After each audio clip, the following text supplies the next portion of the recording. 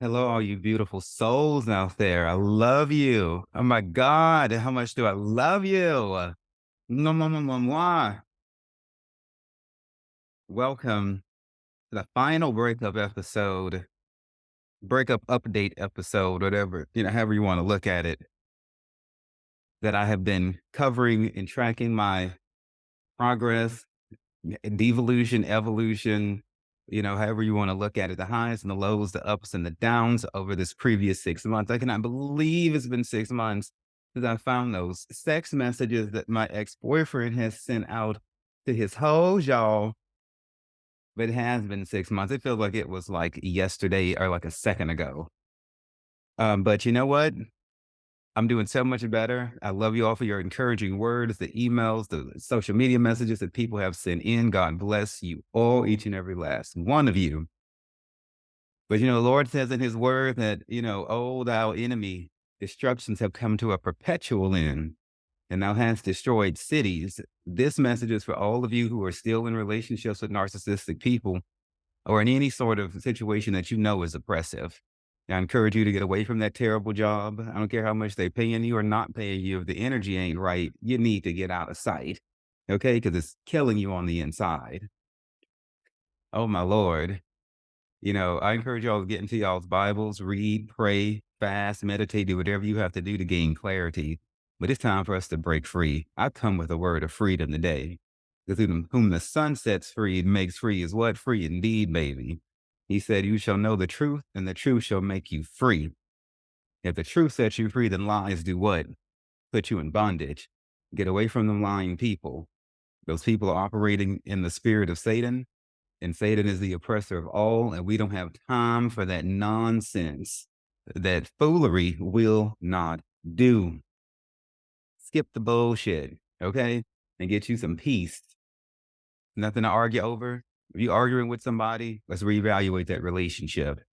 In this episode, I'm giving you the highlights, things I've learned. This is a 4-hour episode. I thought about breaking it up, but y'all know I don't like the tease. I do not like the tease. I like to deliver. And so this is a mega update episode. Okay. This is a mega final update episode.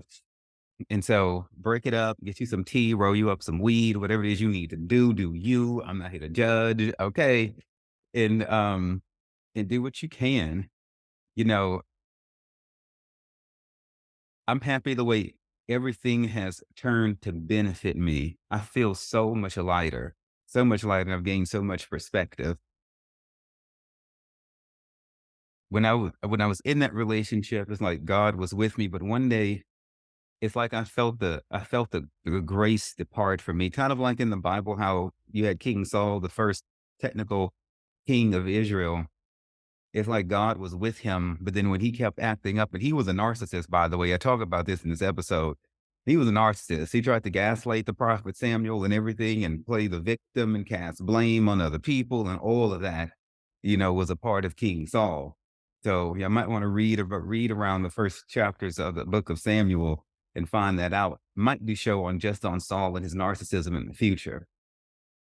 But but Saul kept acting up, and the Lord tried to work with him, just like I tried to work with my ex-partner. And one day that spirit left, the spirit of the Lord departed from Saul, is the way the Bible reads. That's not a good position to be in. Because when that good spirit left, then a bad spirit came and vexed him.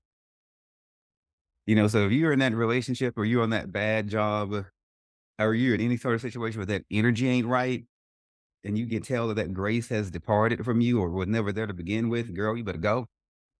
Boy, you better get on the hell up out of there and turn and run. Who knows, in the future, if you ever see this person again or be able to have a relationship. But what we know right now is that it's not working and that you need to go. I felt it's like the grace departed from me. And then I felt like every word of wisdom, every piece of good advice, all the positive energy that I tried to pour into Ethan, it's like all my words and all that goodness came back to me. It was like it's like it entered back into my mouth, into the same mouth that it had departed out of. And I thought about in the Bible how it talks about when Jesus sent his disciples out by twos, any city or territory or providence they went into that did not accept them. They went back to the gates of that town, took the sandals off their shoes, and shook the dust of that shook the dust of that town that rejected them off of their feet, and they took their peace with them.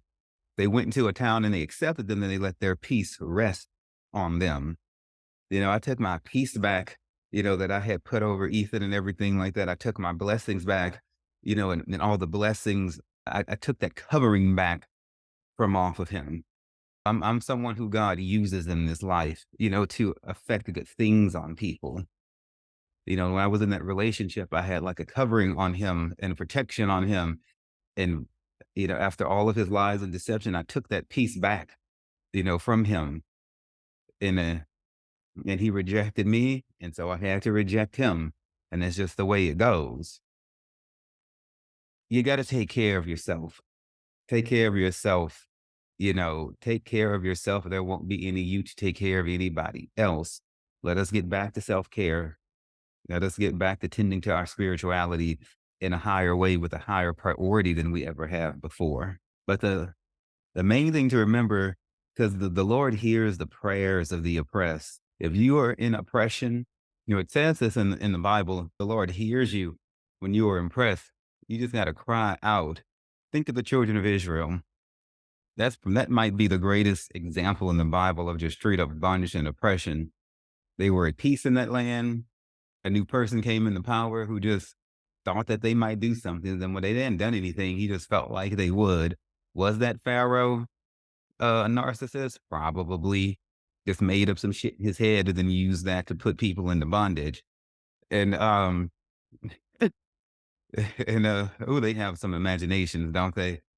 And so, but the Lord heard their cries, and when he got ready to, he came and delivered them out of there with a strong hand. The word tells us, with an outstretched arm. And then the Lord took them out and led them through that time of transition. God was a pillar of fire by day. A pillar of fire by night and a cloudy pillar by day. The angel of the Lord was all encamped around Israel as they were transitioning from being in oppression to being free. See, the Lord is going to be with you through your transition. The Lord has been with me for all 6 of these months, baby. I have not walked these past 6 months. I have been carried, okay, by the Lord, by the Lord, okay. And because I didn't have the strength to walk. But honey, I can stand on these 2 feet today. I feel powerful. I feel encouraged. I feel strong. I feel like I have overcome. Okay. So I speak that same peace unto you and that same encouragement and that same overcoming. But listen to those instincts and to that still small voice inside of you telling you what you already know you need to do. And I want you to go ahead and do it, baby. Listen to this episode, all 4 hours of it if you can. And please bear with me because I needed to get this out and get it done so I can move on with my life. Well, I still got to finish the book that I'm working on too. But in terms of the show, move on with my life. Thank you. Thank you all so much. And God bless you. Well, hello, all my beautiful souls out there. Y'all are looking mighty fine and delicious. I'm so thankful to have you. And I want to welcome you back to yet another episode of the Sex, Drugs, and Jesus podcast. Well, this one here is going to be my final breakup update because things have been going so well and improving so tremendously and so greatly. There's not going to be a reason for me to dedicate a whole show to this again. Will my previous relationship come up in the future? Well, of course, it's another thing that's been added to my a life resume of experiences. So it's going to be talked about, but I figured I would round it out, in a very specific way. I will be adding a new blog to my website soon. It's going to be like a list of like my top breakup songs, my favorite lines from them, and perhaps what they mean, because the interesting thing that I found going through this process is listening to music that I've been listening to for years sounds completely fucking different now. It's like I'm listening to everything that's related to a relationship for the first time. So like every Taylor Swift song and songs from like, my past, I'm like, okay, a lot of that shit was about narcissists, people with narcissistic personality disorder, to tell you the truth. Looking back on it and listening now was quite interesting. Quite interesting. It's like I've been hit with this it's a whole bunch of new music and I am living for it. Let's see. So yeah. So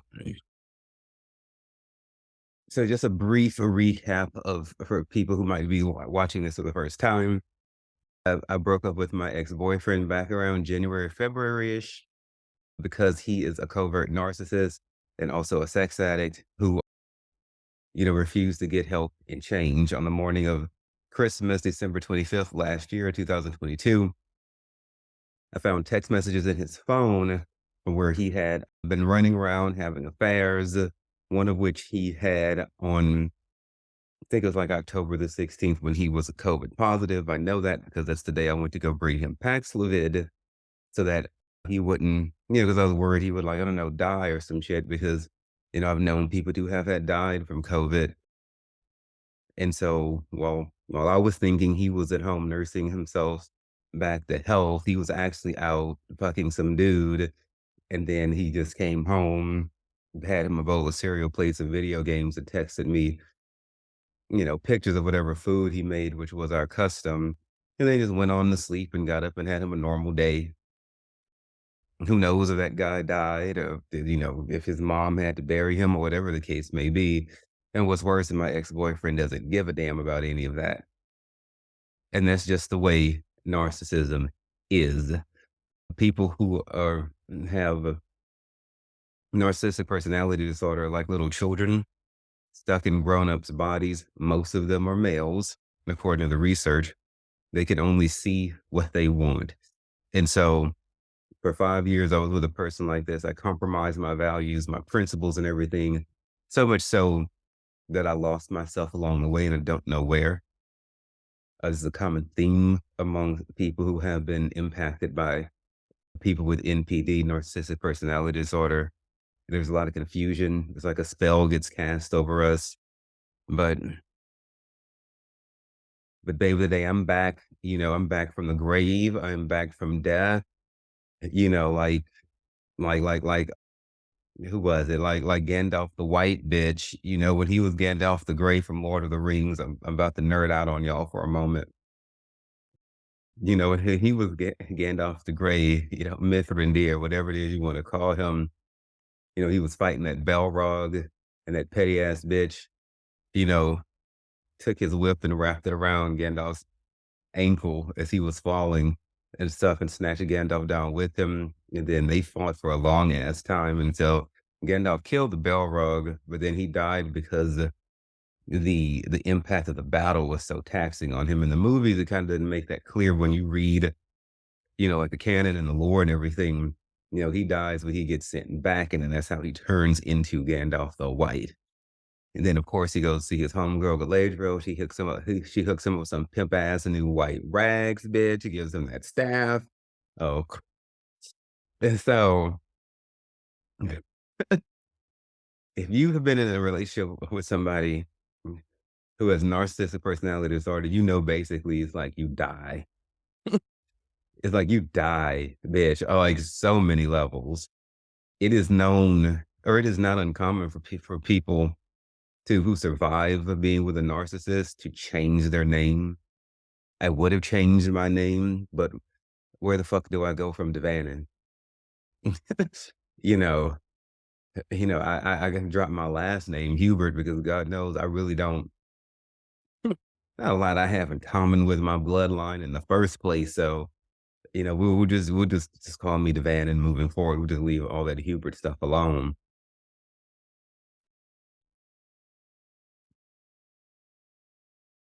You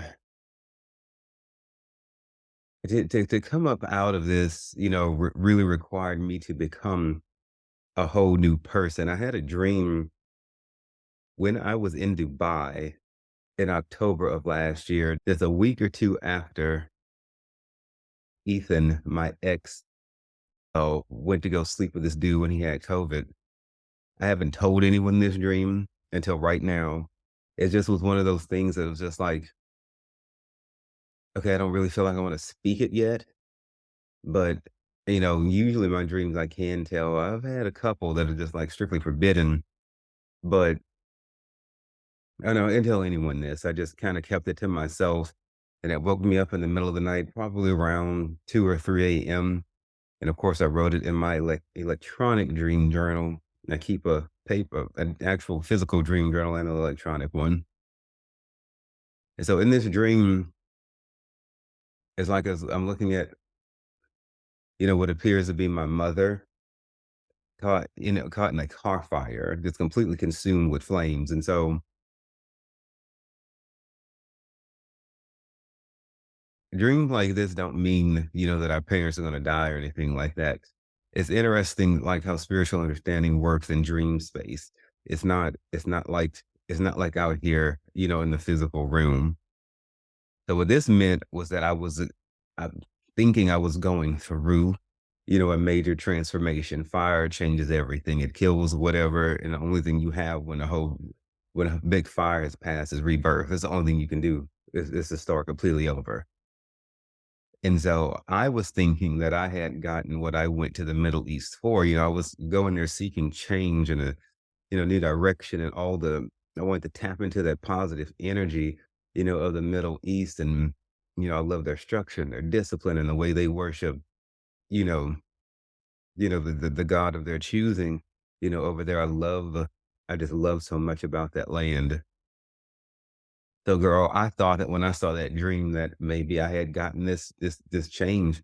I think that what it was portending was all the fuckery that I was going to go through with this breakup. That's what that's how it feels to me now. And so now that I understand this, I'm telling you this, I didn't know, that my ex had been lying for all these years, pretty much the whole time we were together. I choose to believe that he didn't just stop at the 2 or 3 people I know about, that he probably had many, many people, because why stop? You know, if you're out there running them streets and running behind, I mean, why have just 3 when you can have them all, So, God knew all of this. I didn't. When he showed me that dream, he knew I was getting ready to go through a time. And then, about 2 months later, I found those texts, and then all hell broke loose. Everything went down from there. I was reminded of another dream that I had years and years and years and years ago when I was, I don't know, fuck, 10-ish years old, maybe. Yeah, it was like in this dream, I was running down the street, and it's almost like it was a street sale of clothes going on. And yes, I do have my tea, honey, with all kinds of deliciousness swirling around in it. And yes, it's because this here, I'm gonna have to do some reading during this episode. And so,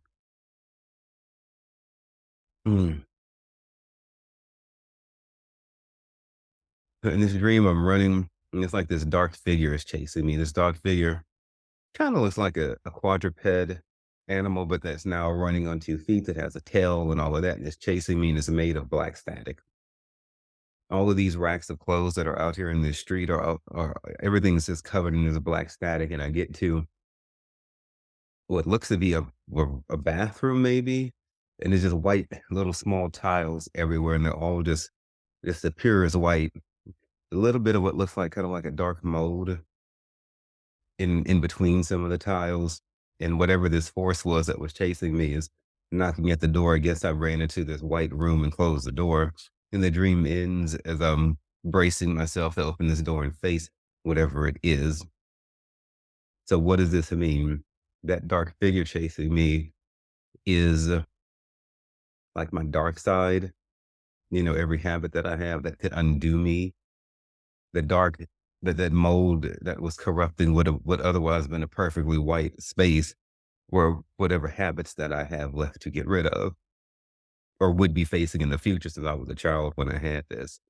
The clothes, the rags of clothes that I saw, the fashions of the world, the things that are incredibly popular with humans that are not popular with the Lord.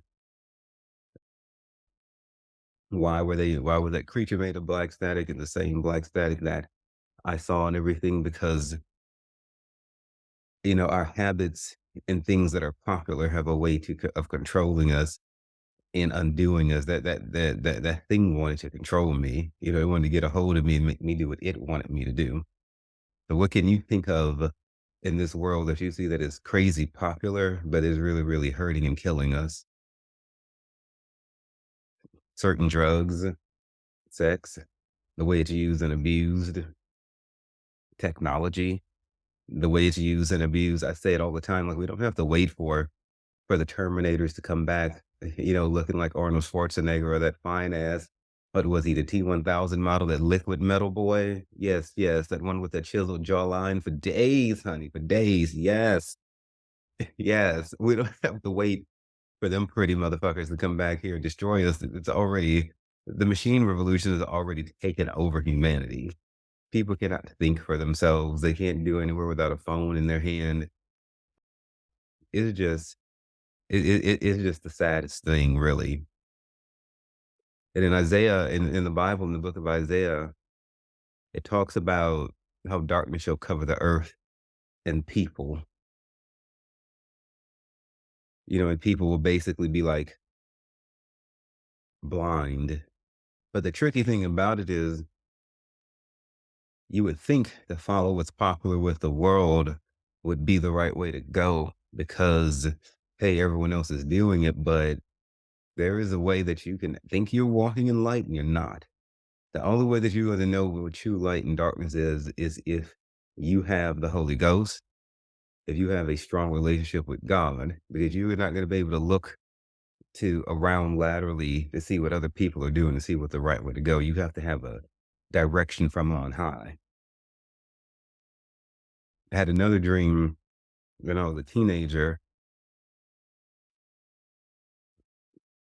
and during this time, I was Evangelist Nelson's assistant, her altar boy, whatever you want to call it, and I guess those are pretty much the main two titles: assistant, servant, altar boy, all of those. Oh, how I do love to serve! And so, in this church, you had the traditional pulpit with the big, throny seats up there and everything like that. And in this dream, it's like I'm walking up to get on this to ascend to this pulpit, and I see like Evangelist Nelson and her husband and maybe her husband's servant because he had his own assistant. I see how they look like, how shall I say, like spiritually. So I saw them like as though they had on like plain white, like a white rag that had been cut into a garment.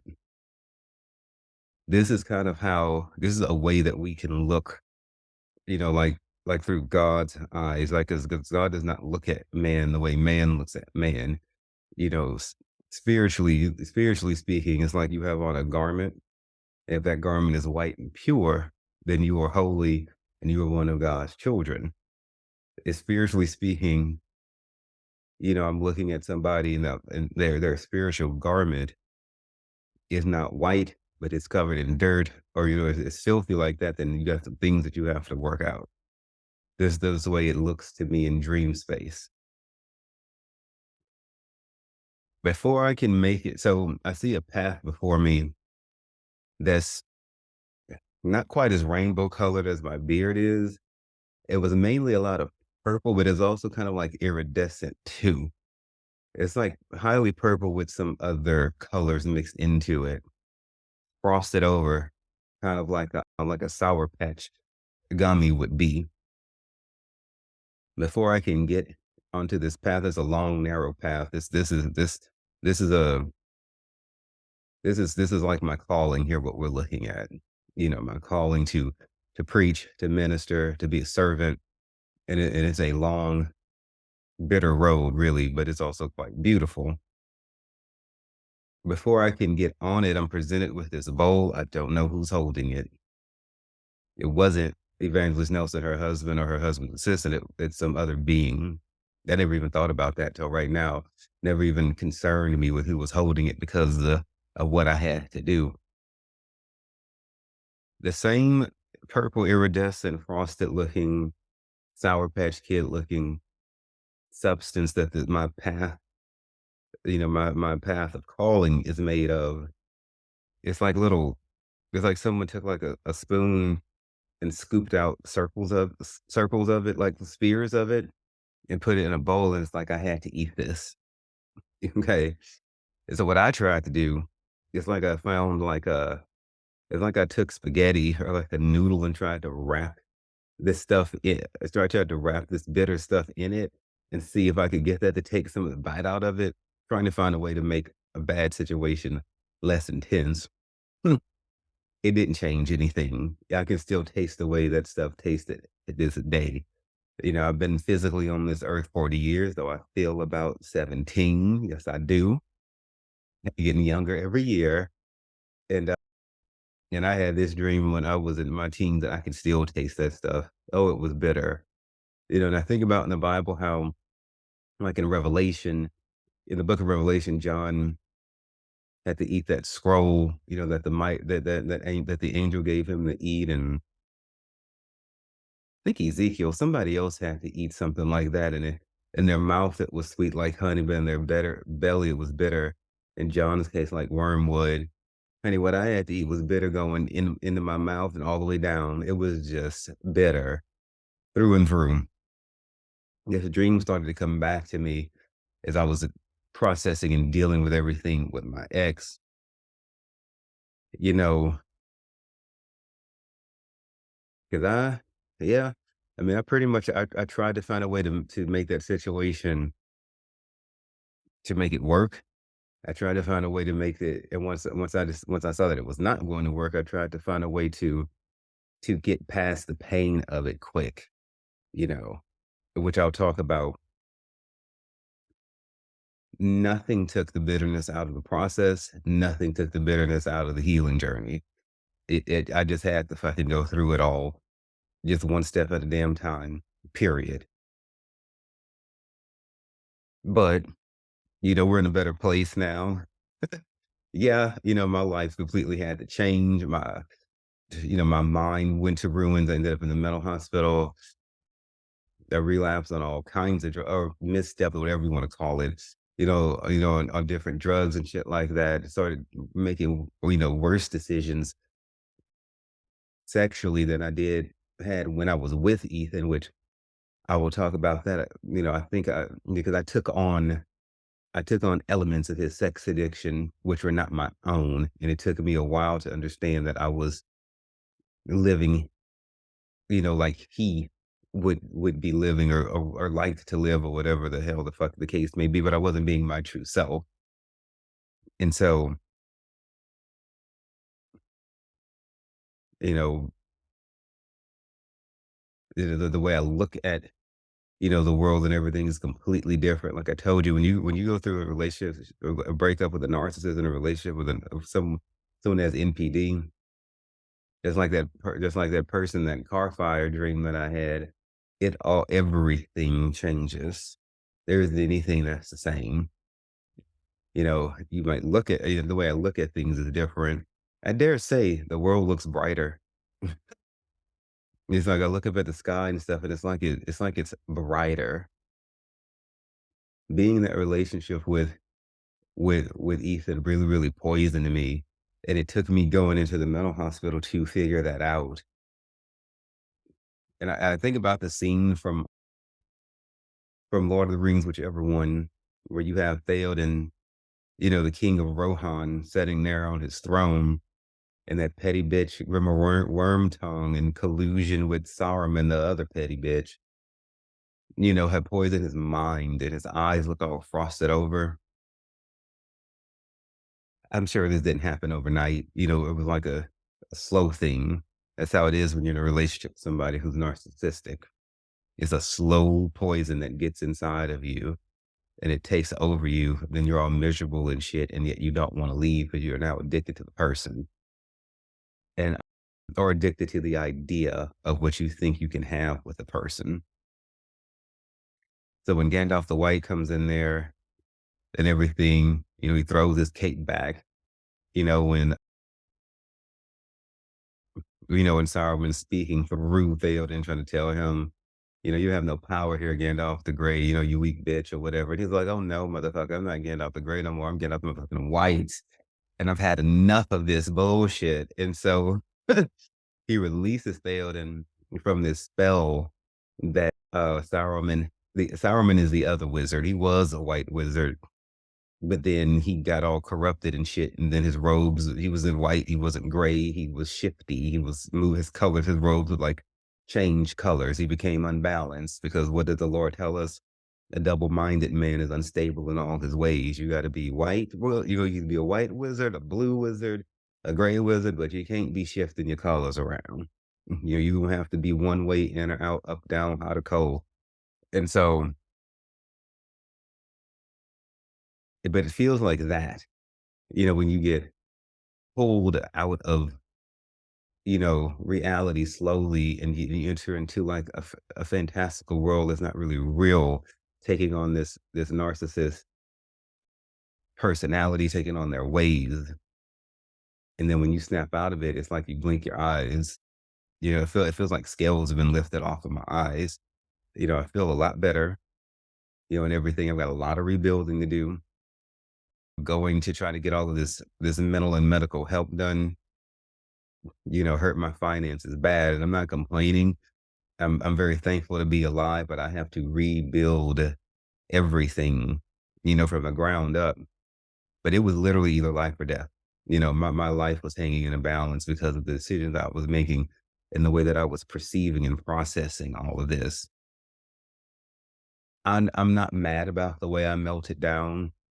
At first, I really, really beat myself up for not having the fortitude, the not being adept enough. I mean, not being adept enough to figure this out and to flow through it more smoothly. But I came to understand it's like the Lord told me just, in my understanding in my heart, the only thing that's shameful about this situation that would be a shame about is if I were to be quiet about it and not be transparent. You know, I love very, very hard and I'm very, very open hearted. I can't, wasn't gonna just cut my emotions off.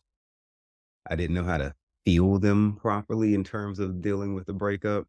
I've learned how to do that now, but I would rather melt down and come undone the way I did than to become stone hearted and act like I never cared for the boy. you know, that would be fake. That would not be real. That is something narcissists are very good at doing.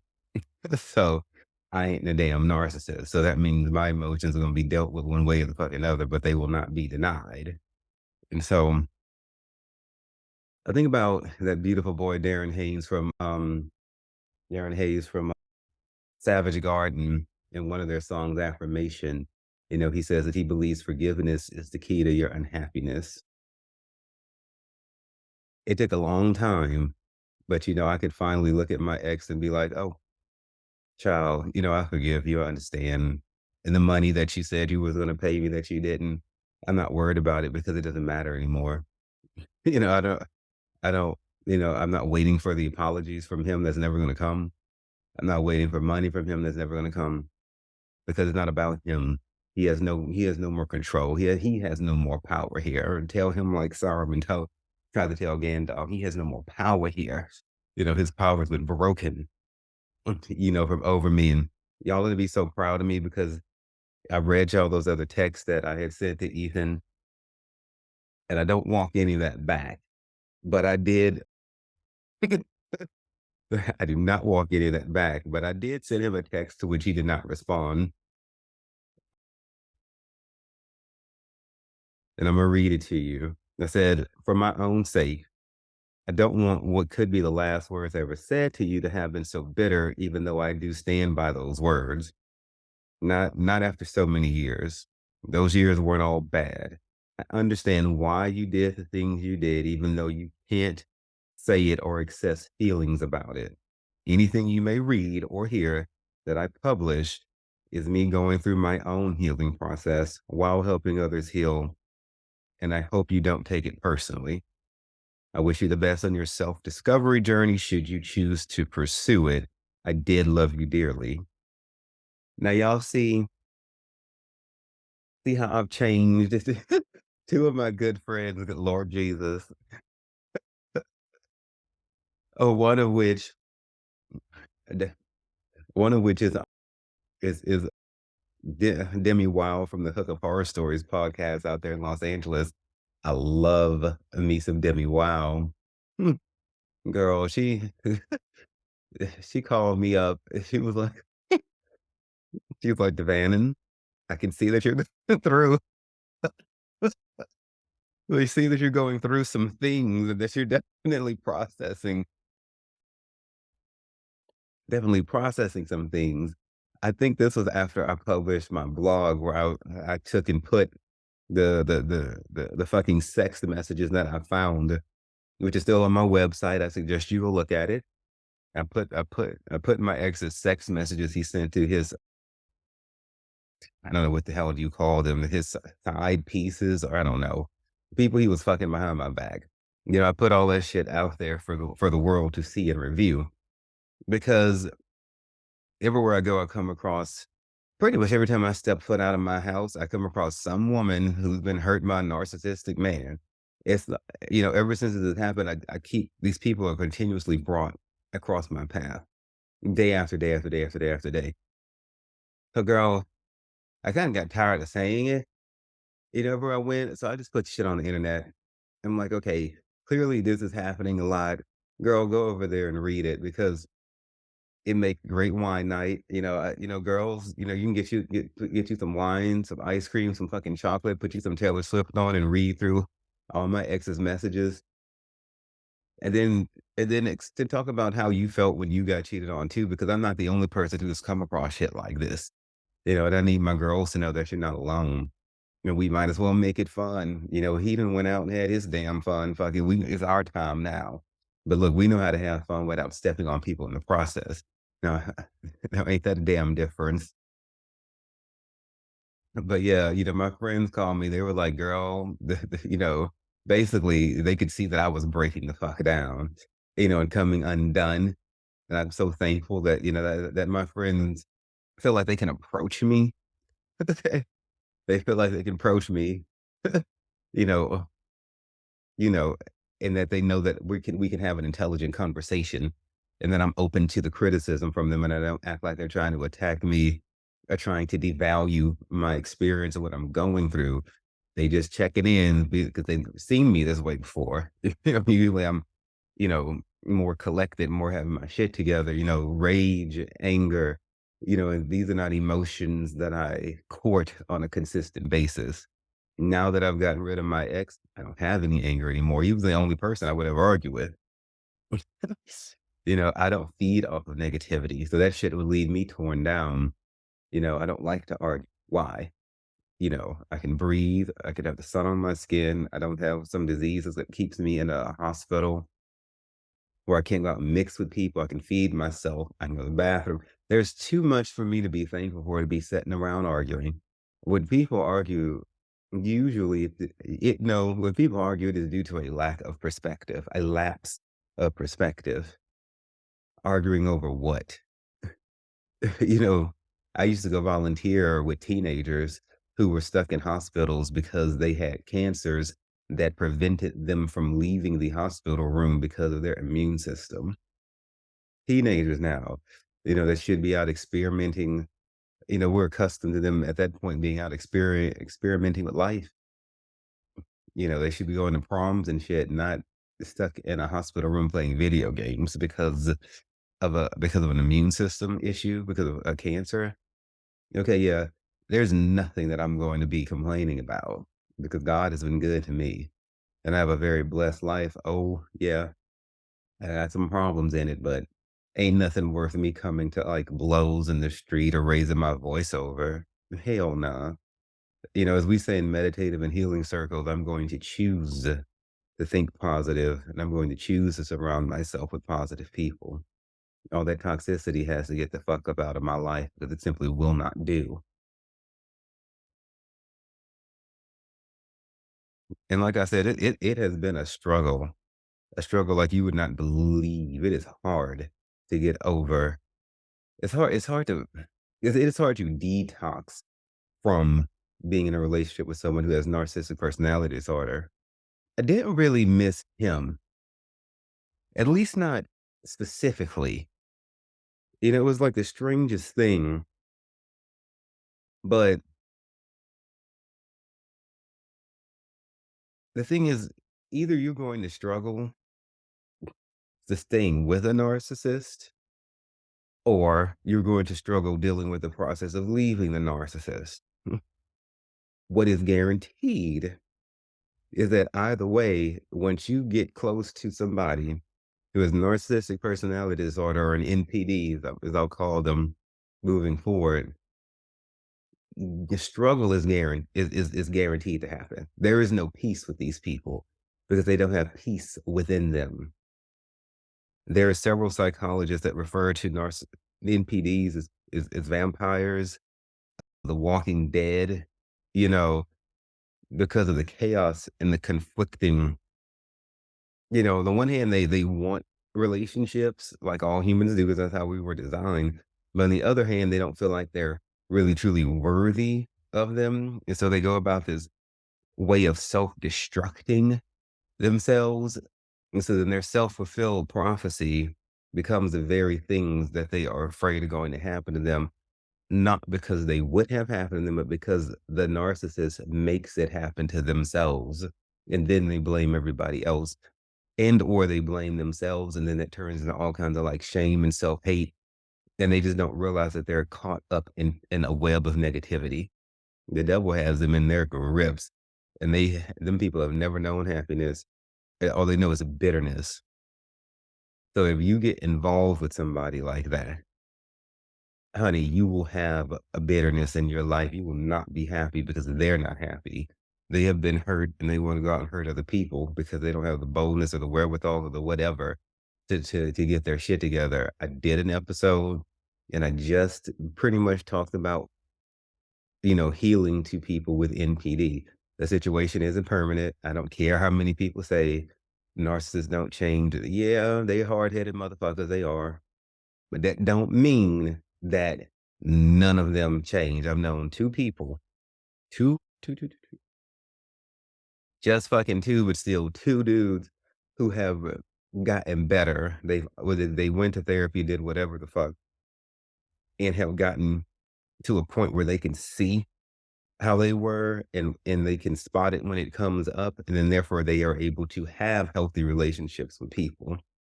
But they had to go to therapy and do the work. You can't. If somebody has NPD, they've got to go back and find what the hell made them become that way. What are the neural pathways? When are you operating in that energy? And when are you not? You have to do some honest fucking work to really, really to get on top of yourself like that, but you can. Until then, you just they just bring hell with them everywhere they go. Work, not just romantic relationships. Them people are just difficult to be around, period. So you're either gonna struggle trying to stay with a person like that, or you're gonna struggle dealing with the aftermath of leaving them, but you're gonna have a struggle one way or the fucking other. I've been reading Raquel Lerner's book that I'm gonna be covering in upcoming episodes. The object of my affection is in my reflection, breaking free of, healing from narcissism, from narcissistic abuse. And in there, it has all of these details and all of these recommendations that if you're gonna stay with a narcissist, what you can do. It is a lot. It's a lot. Holy fuck shit. Like it's a lot of work. It is like how when I was with my ex, it was like towards the end of it, I was like, wait a minute, I'm not even enjoying this relationship anymore because it's so hard to just to like be in the room with you because of the arguing and the gaslighting, the manipulating. It's like I can't really just exist in this relationship and just be because of how much tension, that he carried. So some of my lessons that I've learned: do not compromise to the point of sacrificing your values and core principles because you have those principles and values for a fucking reason. And look, the narcissist is not going to respect you if they can see they can break you. and get you to compromise. Like my fortune cookie I got said, compromise is great until you start sacrificing principles. So there's a point where we compromise too far. There is a point where we compromise too far. Us empathetic people like to compromise and work with people and see what we can do to help and all that. People with NPD look at us like we're weak and like we're silly and that we're easy and that we're easily taken advantage of. From the first time I took Ethan out, like on our first date, he was already eye fucking every dude in the room. Not that there's a problem with checking out other people, but then there's a point the way he was doing it because he's a sex addict that it was too far and it was extremely disrespectful. And I would have to repeat questions that I would ask him or things that I was saying because he was so lost in his sexual desire toward other men. That is when you taking it too damn far, my friend. And from the beginning, he was like, "Oh, I wasn't looking at his ass, I was looking at the floor." I knew he was lying, and I just was like, "Okay, it's not that major, I'm not gonna make a big deal out of it." But the problem was, by doing that, I began to train Ethan that I can be tricked, that I can be manipulated, that I can be fooled, and that it's okay to do so. I basically gave him permission to treat me bad, and then not that it's okay for him to have done that, there's a shame on him for having done that, but and taking advantage of my niceness that way and my willingness to be flexible. But that was a compromise. That's something that I would not do to him, but I allowed him to do that to me, you know. And in my head, I'm thinking, well, I don't want to come off as too particular or too whatever. What I have learned is that in dealing with regular friends or business associates, wiggle room like that might be one thing. Like if I had a friend who I thought was a sex addict and they just couldn't stop looking at everyone everywhere, I'd be like, girl, you might want to get it together, but whatever. But when you're going to be conjoined with somebody in a romantic embrace, you have to be extremely picky, because there's too much exchange that happens. You take on their ways and shit after you've been with them for a while, and you do not want to take on the mentality, the ways, or the mindset of a narcissist because they know happiness in their minds, you know.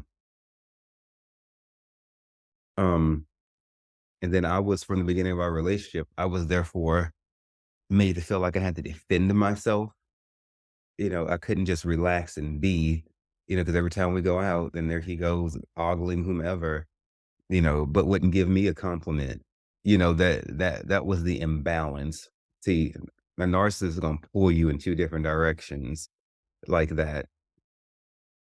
It's just what they do. But if you sit there and let them do it, they're just going to keep on doing it because that's the only way they know how to live. So don't compromise to the point of sacrificing your principles. Because if you do, they're gonna just see that they can disrespect you. You're not being as good as you think that you are. One of the main things that I took away from my time in Mexico when I was just there like last week during all them yummy psychedelics and shit is that I had it twisted. I used to think I'm supposed to do like God first, then whoever my significant other was or is, and then myself, you know, everyone else. They said, no, you have to put yourself before everyone. And this is not anything I've ever heard before. And you have to, at least not so it's told in this way, that you have to put God first, get yourself sorted out spiritually, because He is your source, not you. And then you got to put yourself next, because if you don't take care of yourself, then there'll be no you. There won't be enough of you to take care of anyone else. So I used to think I would put Ethan before myself, and I did, but all that, didn't change anything. All it did was make me tired, worn out, used, drained, depleted, defeated. If I had to do over again, when I saw that he wasn't able to adjust to my request to treat me with respect when we're out in public, I would stop taking him out in public, you know, or would have stopped dealing with him at all because clearly, he's a disrespectful individual and he just grew to do worse things, as he got older because people grow in their ability to be a narcissist, you don't just start off that way, you know. At least not to the most extreme versions of it that we see. Not usually, not from what I've observed and researched. So what I did was watch Ethan grow when I met him when he was 20, 21. When I left him when he was like 26, 27. I watched him grow in his ability to be a narcissist and just to get worse and worse and worse and worse and worse. Because narcissistic personality disorder is not something that's going to disappear and poof, go away overnight.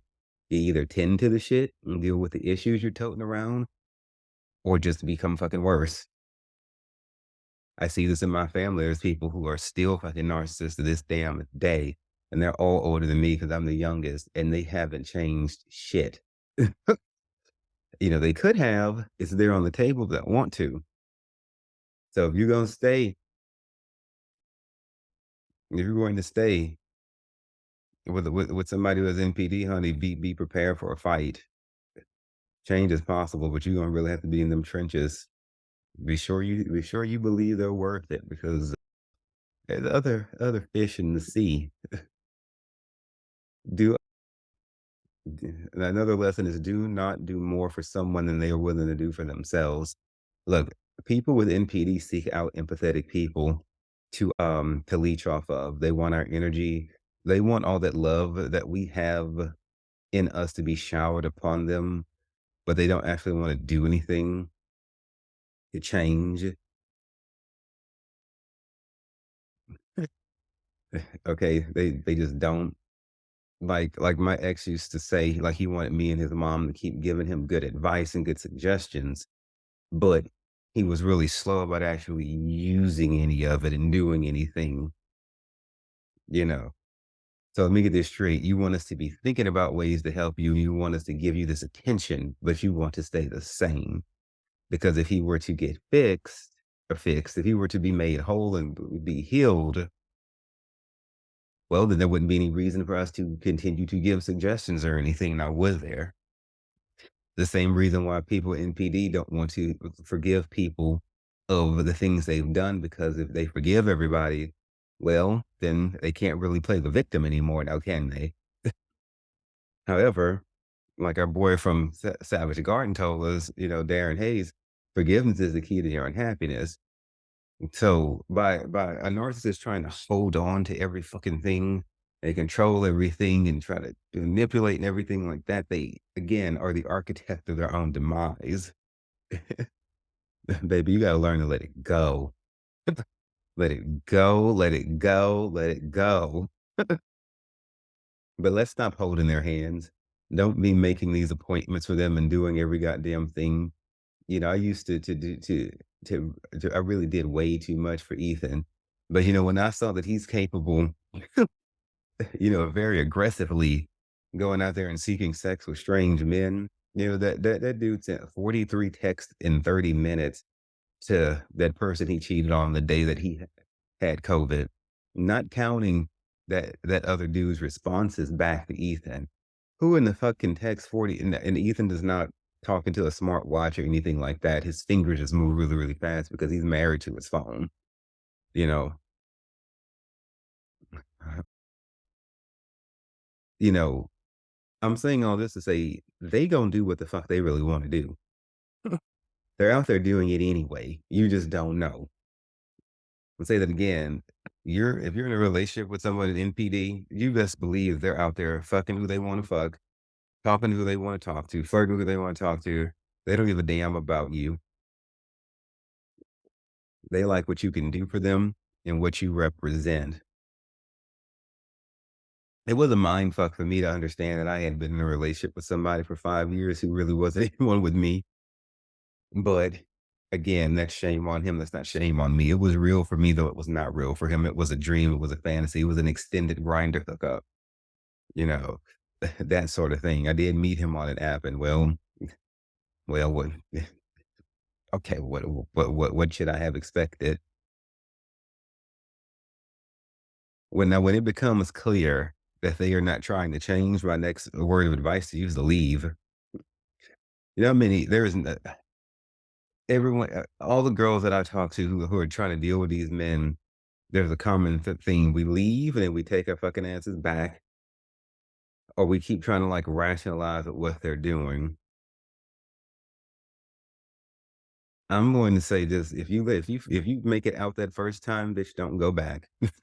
I left Ethan once before years ago, and I wish I had stayed gone because he did not change. He had three chances. I mean, fuck this three strikes out shit, bitch. As soon as you see somebody's not respecting you, fucking go. Because they are choosing not to. And just like you're choosing to be respectful, they're choosing to be assholes. Or in their heads, if they think that their assholiness is the way the world should work, then all the more reason. Because first strike with Ethan, when we first got together,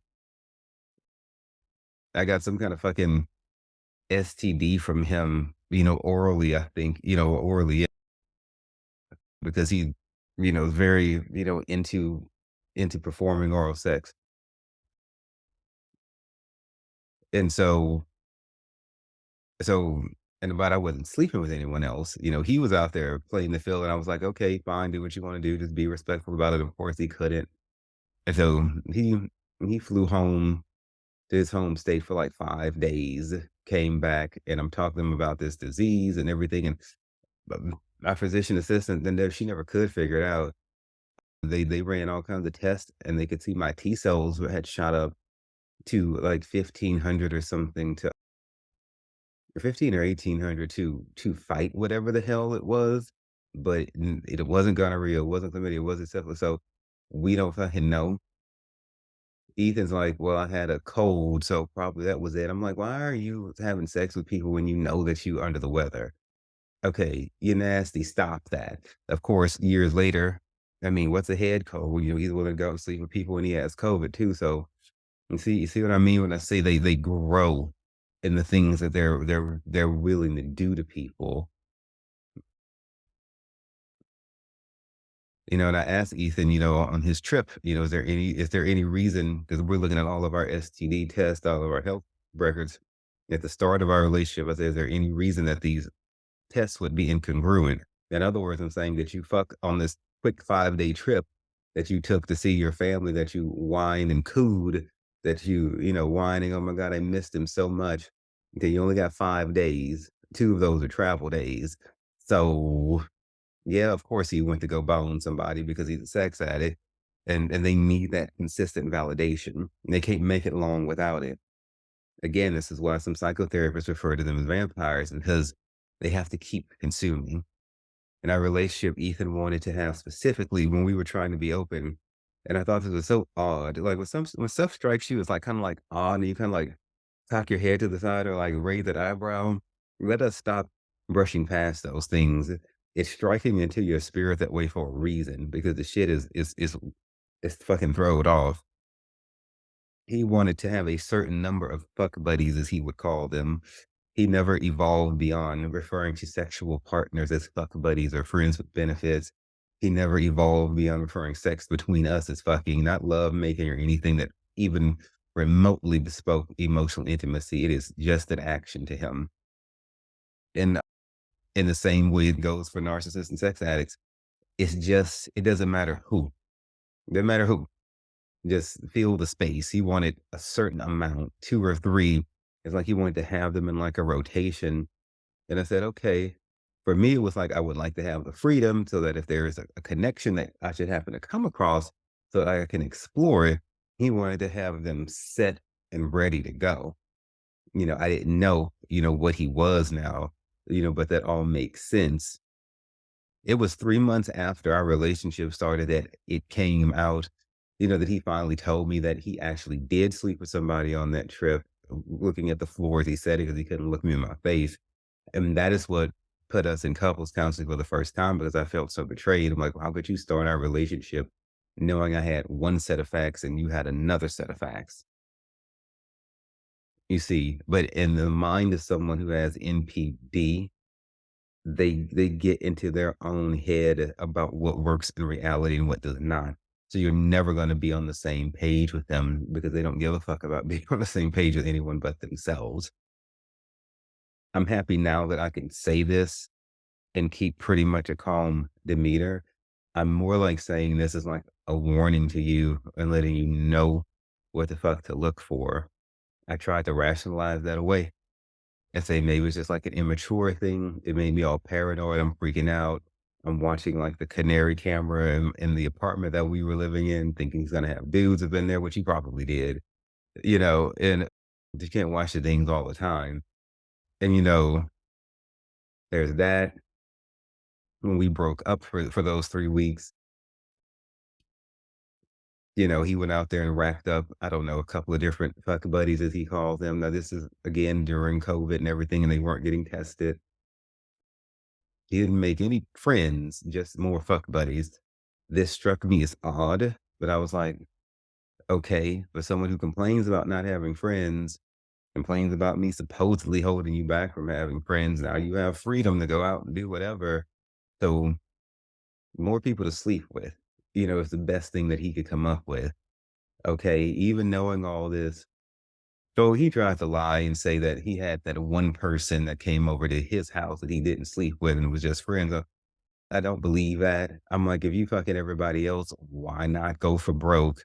There's no reason to just have that one. I don't believe that at all. And and then of course that then of course everything that I discovered, on Christmas morning. So and this is what, maybe 2 years apart with each of these indiscretions. And see, there's no change.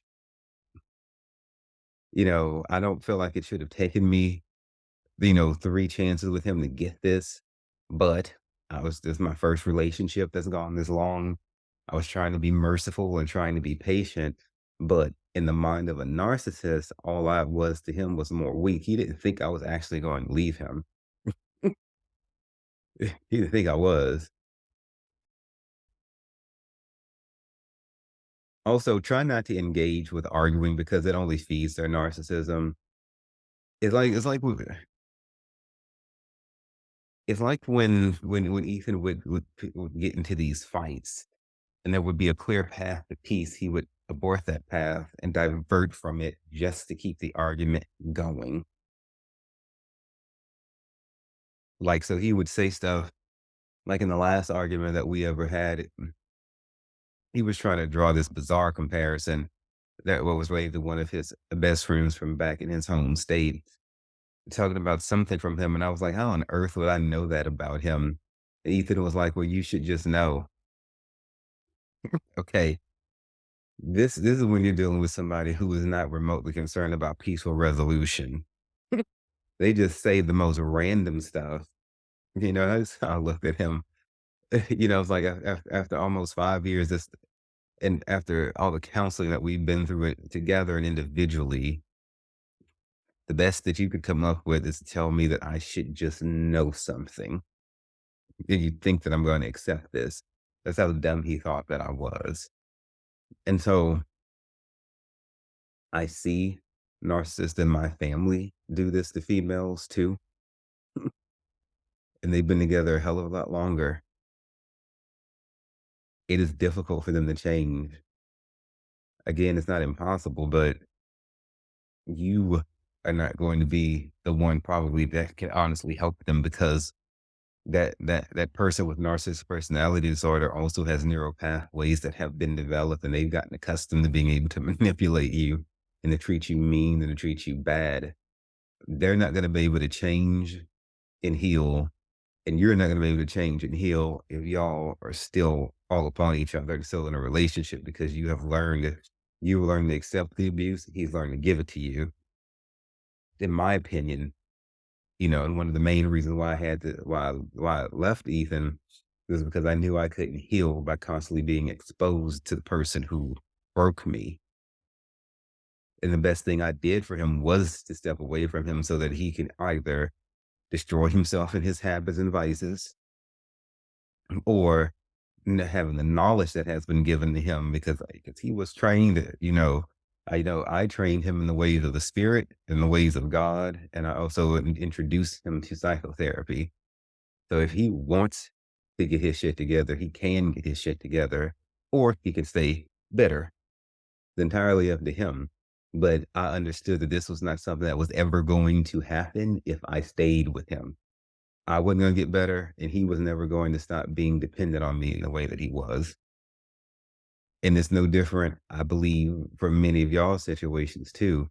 You want to help them, but you have got to push away and let them help themselves or let them destroy themselves because it's not, you cannot control them. You got your own life to live. You weren't designed, God did not make you to sit here and babysit narcissistic man babies, child things, or whatever the fuck, you know, you can describe that. You can't. There's a woman on YouTube, her name is Dr. Ramani, who deals a lot with this sort of thing. She says it like this: when you get ready to leave a narcissist, that sometimes they'll start to act right and shit like that. Requests that you've made and things like that that you just didn't think they heard, understood, comprehended, or whatever. Suddenly they start doing it. They start being nice. They start doing everything. With Ethan, I mean, I went back and took all the clothes I ever gave him back. But, I would always tell him, why don't you put on brighter clothes instead of like those dark colors? And, it's too depressing and everything. You know, Suddenly he, went out and got all of these bright plaid shirts. I'm like, okay, so you do this and you just chose not to do what the fuck I asked. Right. so, so they, but Dr. Ramani says it like this: what you're looking at it's a spiritual bypass. She says it's a pseudo healing, something she calls narcissistic navel gazing. Navel gazing is something that you could describe as being so wrapped up in yourself that you lose track of the world around you. That's like what navel gazing is. Like being very tunnel vision in a way, with singularly focused on yourself, pretty much. And so Dr. Ramani says they get into this narcissistic navel gazing by stating all the therapy and the things that they're doing, trying to say that. So my ex would be like, look, I'm going to therapy, aren't I? True, he did physically go to therapy, but then he also lied to all of us in the room. Yeah. That's the other half of that. In their head, they're like, I showed up and I gave you the gift of me. So Dr. Ramani says when they try to list out their accomplishments and say how good they are, she says she calls this like a healing porn or recovery porn. She says they're doing all these things, yet they continue to go through the world in a monstrous, entitled, dismissive, contemptuous way. Basically, Dr. Ramani is saying, fuck what these narcissists say and judge them by their goddamn actions. We can't go off of words. And then my last direct piece of advice is just to say, don't take anything they say and do personally, especially once you leave, because everything that they've ever said and done is a reflection of them, and it's no different for you. We will be judged, by God based on how we lived our life and what we did to people, not what they did to us. Okay. I'm gonna tell you, people with narcissistic personality disorder will seem to move on quicker from your relationship because, well, they never showed up to the bastard to begin with. They were never fully present, and they know how to be fake. That's a skill that they've mastered. So it's really easy for them to hide their emotions and then go run excuse me, and then go run, find somebody else to be all up on or to get sex from or whatever, and that they don't process the emotion. They stuff it down in them and add it to the whole litany of the other things that they're running around there bitter about, something that so they can turn around and play the victim and everything like that. And but they don't understand that they're killing themselves, very, very slowly, but very, very, surely. Although gradually, by having unprocessed pain and trauma, and a lot of it self-condemnation, the body can only take so much. In in one Eastern, I would say school of thought, You have like yin, yang, and I think the other one is like, jin, which just has to do like just with like life essence, just like life force. It's neither masculine or feminine. It's just the essence of just being alive. And basically, the thinking is that once you run out of that, is when you die. And what people with NPD don't understand is that every time they go out and hurt somebody else and do all this manipulative, crazy shit, they're like sapping their own life force away, like toting unresolved negative emotions. They are zapping their own life force away. You only have so much life force in you. You're killing yourself. And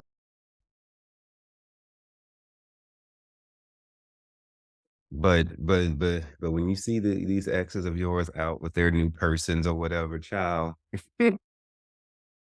don't take it personally. During that first breakup that I had with Ethan, and I mean, it only took him like the next day he went to go look up an old fuck buddy, and then like 5 days later he was naked with some dude.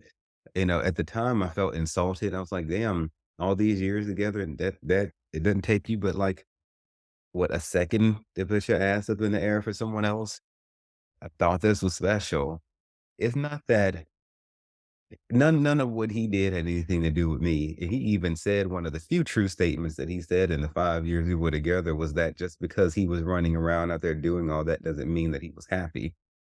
So this means that he knowingly and willingly goes out there and has sex with people, knowing he's completely miserable. He just can't sit still. He's got to have something to do. Can't pray, meditate. I don't know, read a book. Go do some counseling or something. There's a million things you can do in this world, but you will be judged by how you chose to spend your time. And we can judge you. We can assess the sort of person you are by how you choose to spend your time. There's only so many hours in a day. I was all like fucked up and offended about that. But now, this time around, I'm proud to say, yet again, I've grown. I don't really give a damn who the fuck he's out there fucking or sleeping with. I mean, of course, it's going to happen because he's a sex addict. And I understand that just the same as myself, anything I choose to do is me. So y'all, when you see this ex of yours out there with some person, that don't mean that you were a bad partner. Don't mean you were a bad spouse. Doesn't mean you were a bad lover or anything. It just means that they're fake as hell and that they've they haven't processed their emotions and they've moved. They've done what they've always do and found the next space filler. Okay, they found the next space filler. It doesn't matter, it doesn't matter, like I said, who it is. I used to think Ethan was so like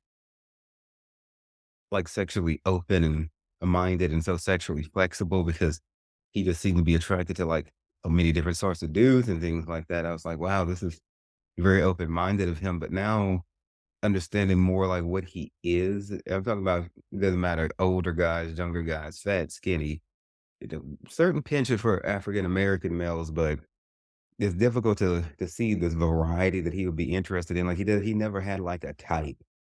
The type for him was just like warm blooded and with a soul. And now it makes sense because a narcissist doesn't really give a damn who you are. They give a damn what they can get from you. And so when you see your narcissist, your ex narcissist out there with somebody, it doesn't mean that that person's more special. It doesn't mean they actually like them. That's just what they could reach out and get their hands on or to suck them dry. The person that my ex cheated with and the guy he gave COVID to, when I was trying to get an understanding of what all they did together, which was another lie he told because he didn't tell me everything. My ex actually turned to me and said, he didn't. He was like, "You think I actually care for that dude or like him?" I was like, "You think that's a compliment that you're telling me that you think that that you wouldn't spend all this time with this dude and give him COVID and just to say you never liked him anyway?" You know, people like this actually go out into the world and say, "I'm going to go have sex with this person or engage with this person whatever way, and I don't like them, but I'm going to do it anyway." Hey, y'all want to be careful about that. There are studies that show like how on an emotional level, the emotional range of like say sex and like murder are not actually that far from one another. You can look it up some damn where on Google, and find more of that shit out on your own. But that's why they say it's a thin line in between love and hate. Sex is a very vulnerable thing. Relationships are very vulnerable. It don't take that much of a switch to go from, really, really liking somebody, really fucking hating somebody when you're already open and exposed, to this person. But don't take it personal. And don't take it personal, with the things that they go out there and do. I read another article where narcissists like to keep trophies and tokens. So that means like if say you gave him a necktie, you might see him out with some other girl wearing the necktie you gave him. It's not doesn't necessarily mean try not to read anything into that. Like he might not be trying to be disrespectful. Could be because he never got over you. And they're not gonna sit still and not do nothing. They're gonna go find a way to serve themselves of humans. And so it's really sick and twisted, but that's something that they might do. Like literally wear something that you gave them out with a new person, and it's only been like a week since y'all broke up, or off the fucking next day with some of them. You never know.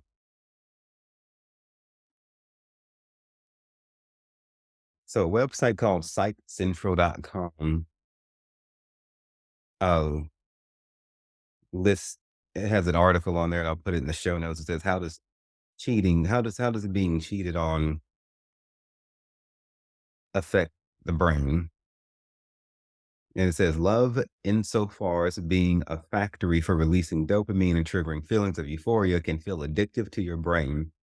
So the rejection caused by infidelity can cause several changes in the brain pathways similar to withdrawal and substance use disorder. Rejection can cause short and long-term consequences to your brain chemistry.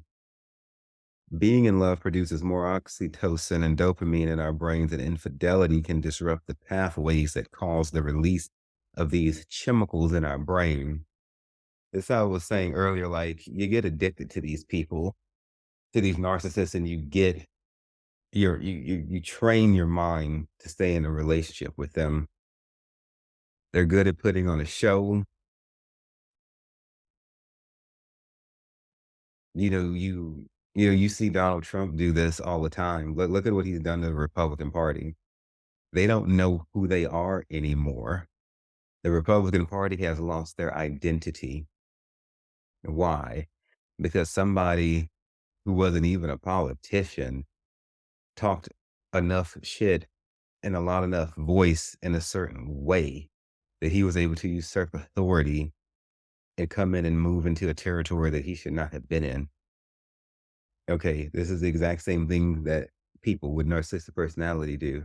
They strip you of your identity, and then you feel like you can't get away from them. The Republican Party cannot free themselves of Donald Trump. Some of them don't want to. They can quantify the damage that he's done to the party, just like we can when we're in a relationship with a narcissist. We know they're hurting us, but for some reason we just can't get away. Okay. I'm telling you, it's like you're addicted. Bitch, you better leave him and go through your fucking withdrawals, girl. because because the long term prognosis is not very good for you should you try to stay with somebody who's a narcissist suffering with NPD. I have seen this kind of turn into what looked like a dementia, okay, on one person who had been with someone with NPD for a really long time. It's like all of the shit that he had done to her started to like come together, okay? Pain and trauma in you can turn into all kinds of like, I mean, God forbid, but it can turn into like cancer and shit. This I learned that I was getting my massage therapy license, how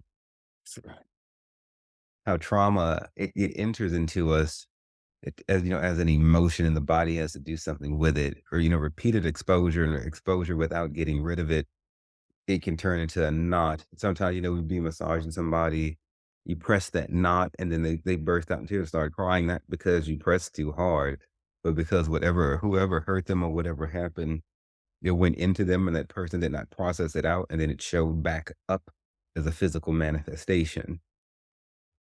We don't know everything about the body. We don't know everything about the spirit world. We don't know everything about the mind. We don't know everything about our emotions. I have read where cheating can cause like a temporary insanity in the people who got cheated on. Okay. Um, sometimes, the woman, whoever got cheated on, will just like space out, black out. They might hurt their children. They might hurt themselves. They might go and do some shit. Like it just, you know, my my mind was stretching this way. Like I told you the first time Ian did something that I thought was, unfaithful. I'm checking the cameras and shit like that. Towards the end, this third time he did that, it was the same way, but it didn't last nearly as long because, like, you know what, I've been through this before.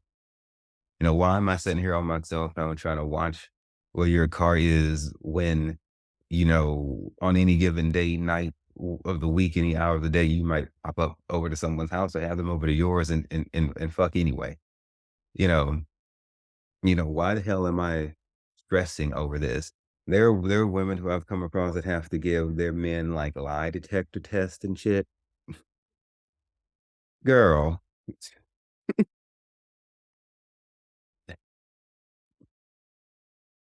fuck, fuck. They have to administer him lie detector tests and shit because he can't believe anything that's coming out of his mouth. Lord have mercy, Jesus. And so this is not good for our brains. This is not good for our hearts, our emotions. This ain't good at all. Trying to deal with a fucking XY chromosome male to the extent that we had to give them lie detector tests. How about we go find somebody who knows how to tell the fucking goddamn truth and be done with it?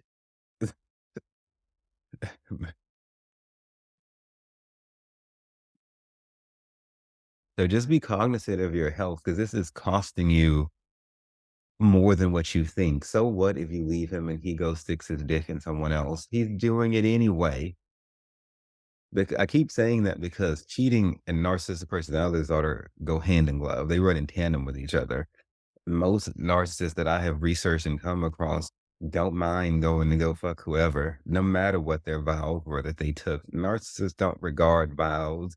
They just take those things in the present in front of people or whatever. Then when their sickness kicks in their head, it makes them rationalize out of the vow that they took. You see, I have read where people who do the cheating also get hit with like a type of temporary insanity where they don't really exactly remember everything leading up to it or necessarily why. That's for them to sort out, and it doesn't excuse their shit because they need to go sit their ass in front of a therapist, and get the shit figured out. Ethan would say he doesn't know why he cheated. He may have been telling the truth, but the point is I shouldn't be in a relationship with somebody who I have to guess at what they're saying. I need to be in a relationship with somebody who I don't have to guess what they're saying. But the narcissist is always going to be, they might be telling the truth, they might not be telling the truth. Usually they're going to give you a mixture, an advantageous to them mixture of truth and lies. It's going to be truth mixed with lies. Before I met Ethan, I couldn't sit still. My nerves were bad. I didn't have a very pleasant relationship with myself. I didn't love myself. I didn't fully accept myself. I got my first cat, Mr. Felix the cat. You can find pictures of him sometimes on social media. Just to have another warm-blooded being in the house. Just so it wouldn't feel so damn lonely. My apartment. What I should have done was sit down and try to get that emotion sorted out instead of going to run, getting a relationship. And I kept bothering God for a boyfriend. And he finally gave me one. And really, God wasn't trying to give me, a boyfriend. He kept pushing them away and pushing them away. Well, they say, be careful what you wish for. Evangelist Nelson and what I always say, stop bothering God for stuff and he'll give it to you when you're ready. I pressed him on this and well, here we are. But really, Ethan and I were both broken. I had the church all up in my head, and everything trying to tell me I'm going to go to hell for not being straight, blah, blah, blah, and just so much going on. He had his own issues. Neither one of us were ready for a relationship. What I'm thankful for is that when I left, that relationship, I wasn't, I'm not like that anymore. I was totally, I'm totally cool just chilling. I can, sit still. Blaise Pascal is a poet who said that all of humanity's problems stem from man's inability to sit quietly in a room alone. All of humanity's problems stem from man's inability to sit quietly in a room alone. What is Blaze talking about? People not being able to sit the fuck down and just be present with their emotions and to sit still. This is how I was at the beginning, when I met Ethan. This time I'm not in a rush. I'm not rushing for anything. Everything will happen when it's time. And I can see the difference. I am glad that I grew during this relationship. I evolved. I got stronger. I have greater vision. My third eye is more open. Um, and then I can go back and look at how I've been impacted by other people in my life who are also high level narcissists and I didn't realize. And it helped me to make sense out of the things that they had done. The victim playing and things like that, things that used to just scratch my head. I would go, how in the hell can you take, like with that sibling of mine who I've told y'all before, tried to take like me being homeless and say that they had a bad experience from it. Things like that.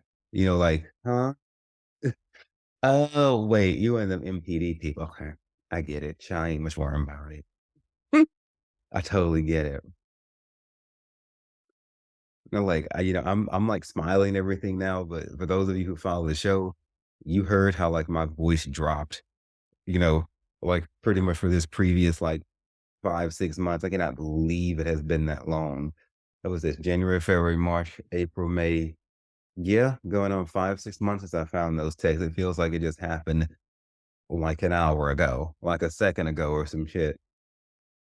I'm all like happy and rejoicing and shit now, but bitch, I didn't know how it was gonna go. It was so touch and go with me. It hurt to let my boyfriend go. You know, my my little Ethan, as I would call him, watching him grow from that like that 21-year-old, into like a full grown ass man and seeing his body go through the changes, the last growth spurt and everything. All that was very endearing to me. However, that's not who he really was. But I had to cry out and to process out whatever it was that I thought he was, even though consciously I had come to learn that he's a liar and a manipulator and he doesn't mind killing people just so he can have sex and get his validation. That's not the person who I thought that I was in love with a relationship with. The person who I thought I knew would not have been someone capable of that, especially being so well whatever about it, you know. So what am I saying is I fell in love with the fantasy. I missed that fantasy. I fell in love with the hopes of what he could be or what we could be together rather than looking at what he was. I learned the emotion of like really, really fucking hating somebody and yet being physically attracted to them at the same time too. Because when all this had happened, it's like I fucking hate you. I'm still turned on by you. So, like, I guess we'll have sex, you know? And I've heard people saying this before, and for years I was like, "Oh, fuck, would that work?" And so, well, yeah, because again, that's another neural pathway. I got accustomed to having sex with him, but just because I know that this new information is here and we're not going to be able to stay together, it doesn't automatically cut off sexual attraction. I ain't sexually attracted to him anymore. All that's over. But yeah, that shit was like really fucked up. Like in January, like sleeping with him for like the last few times, and I'm like knowing that this is gonna be like the last times. I had got accustomed to this shit after half a decade. There's nothing like having dick on demand, bitch.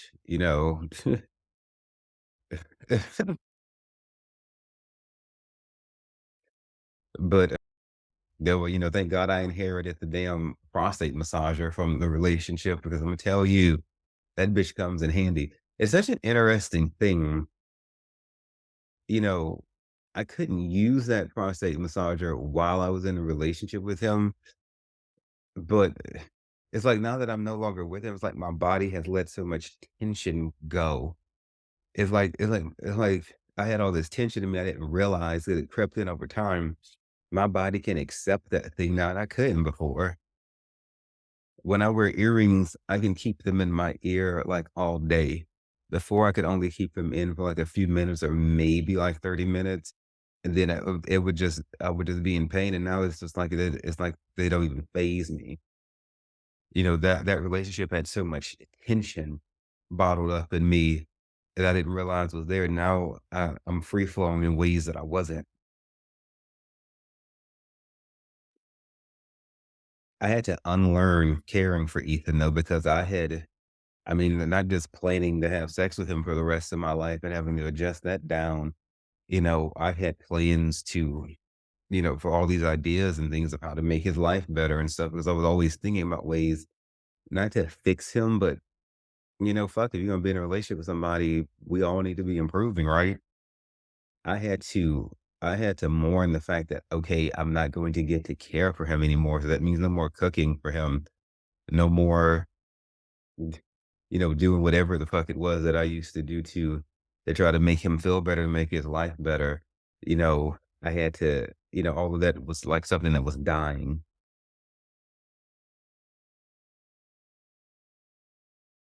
But like I said, I should have been putting myself first this whole time. When the thought occurred to me that I didn't want to come across any pictures of him, going through and deleting all the pictures and the videos. And look, don't get caught up on them cute photos and videos when you go in there to delete them, and you do need to go in there to delete them. I found myself stopping and looking at, his 21-year-old self and everything and going through the video when he graduated from LSU and stuff like that and how excited he was. And the video when I bought him his gaming PC and all of that on that one birthday. And, I'm glad I took that fucking PC back because that's not something he ever deserved, you know, but it was like a nostalgic moment. And I had to sit there and tell myself, okay, in these videos and these pictures, he looks like this cute, innocent kid. But in reality, he is a stark raving narcissist who does not mind giving people COVID when he goes out to cheat and have affairs. That is who he really is. Not the cute person from the photos, not the cute person from my memories, you know.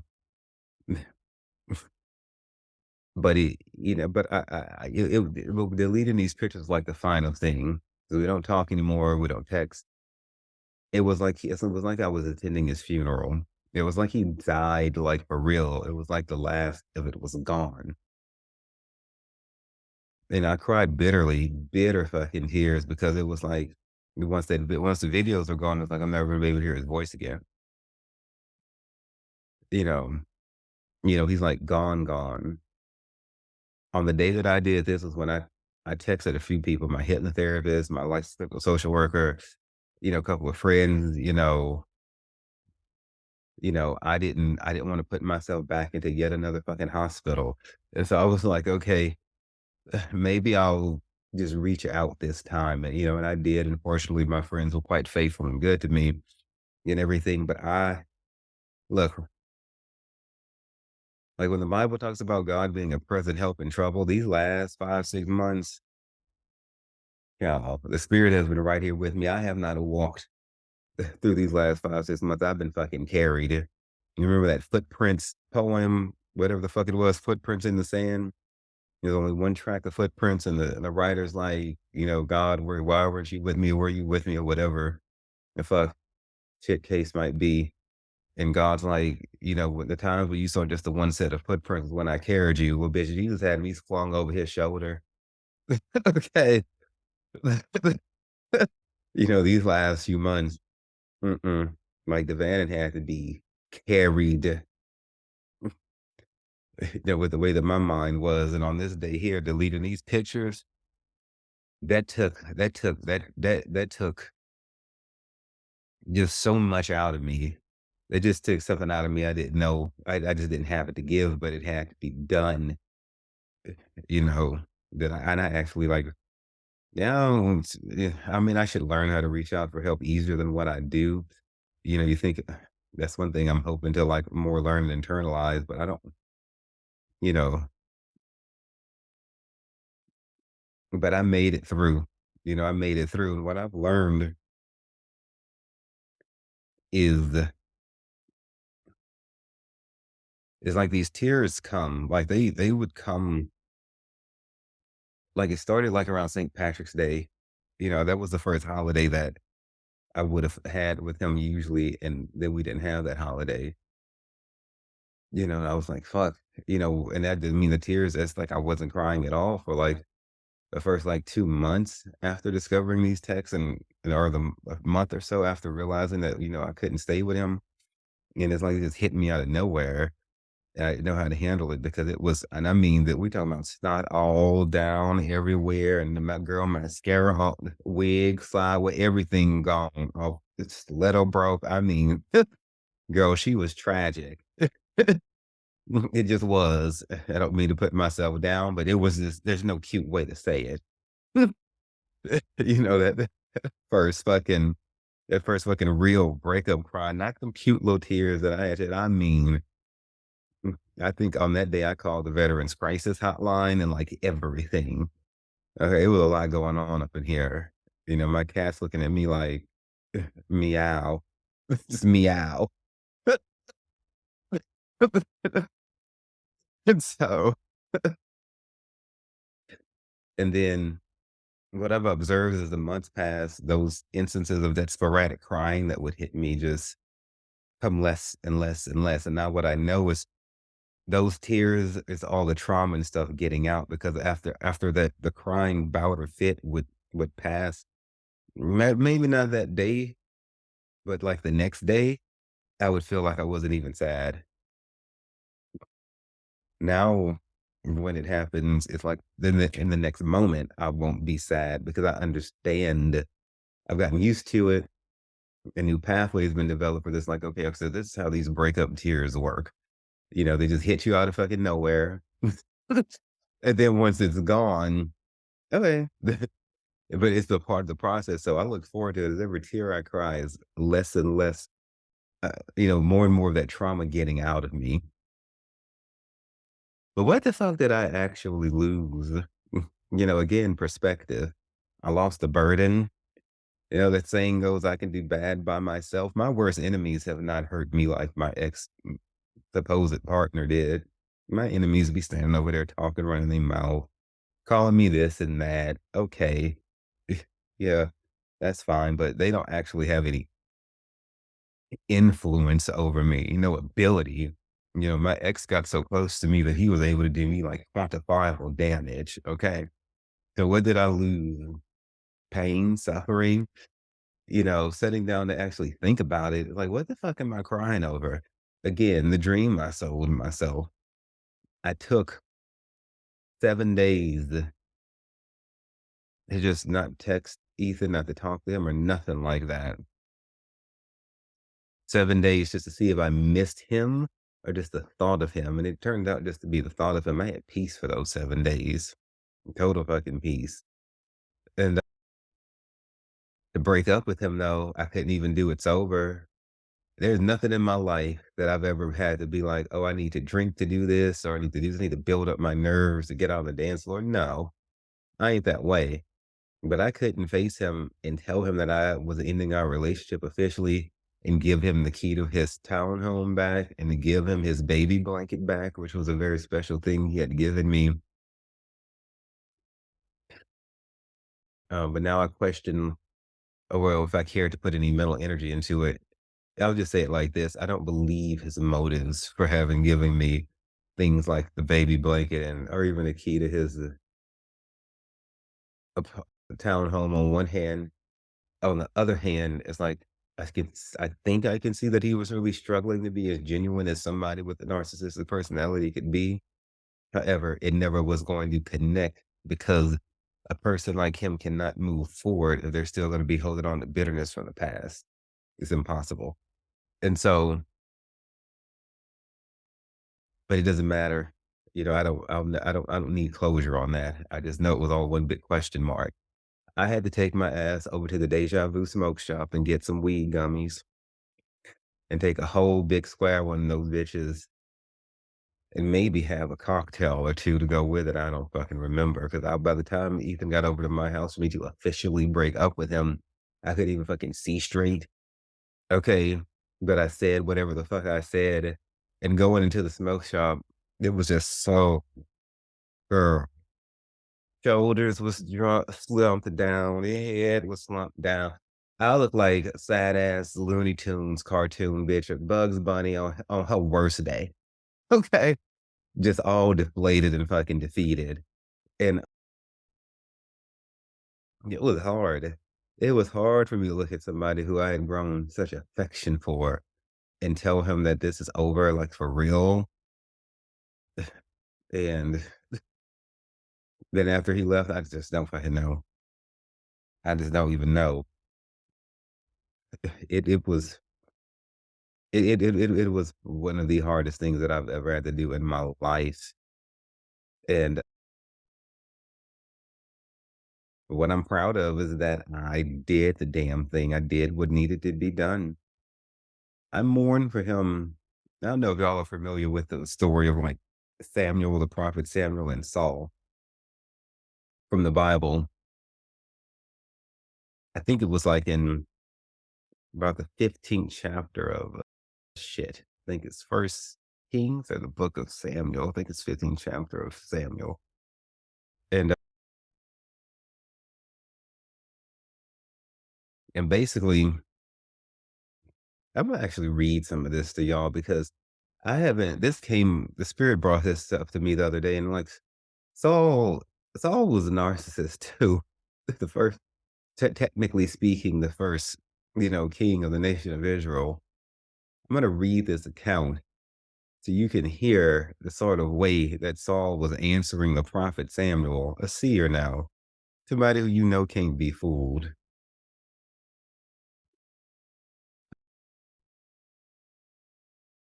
Because I've never read it like this before. It was so interesting to me. But Saul was the first king and he fucked up and he got rejected from being king by God. And the relationship of the prophet and the king then was it was very, very intimate, and, I mean, the prophet and the king is very intimate, and Samuel took, Saul's experiences personally, and the Bible tells us that Saul laid all night before God trying to get God to change his mind about rejecting Saul from being king, and I think Saul was king for, like, 40 years. It took some time, and we don't know exactly, but maybe, like, 10-ish years at least for God to reject Saul, for him to be murdered because he did not serve out his days like in peace. And and Samuel said what he had to say to Saul, which I'm going to read, and then he mourned, for Saul. He mourned for for Saul, because he had hope better for him. He could see a better future for him.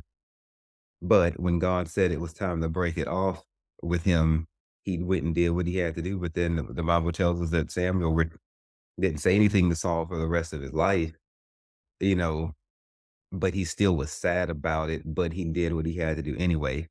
my emotions towards my ex are kind of like this. I don't, miss our relationship. I mourn because of how much growth that Ethan could have had that he reached out for it, and because of what an easy life, we could have had he wanted to really truly meet me halfway and tell me the truth about everything. So I don't cry over it like I miss him or want him back. It's just like what a waste. Like this could have been so fucking easy. You know, he was learning how to pray. He was learning. I baptized him and everything. He was going down, a better path and improving.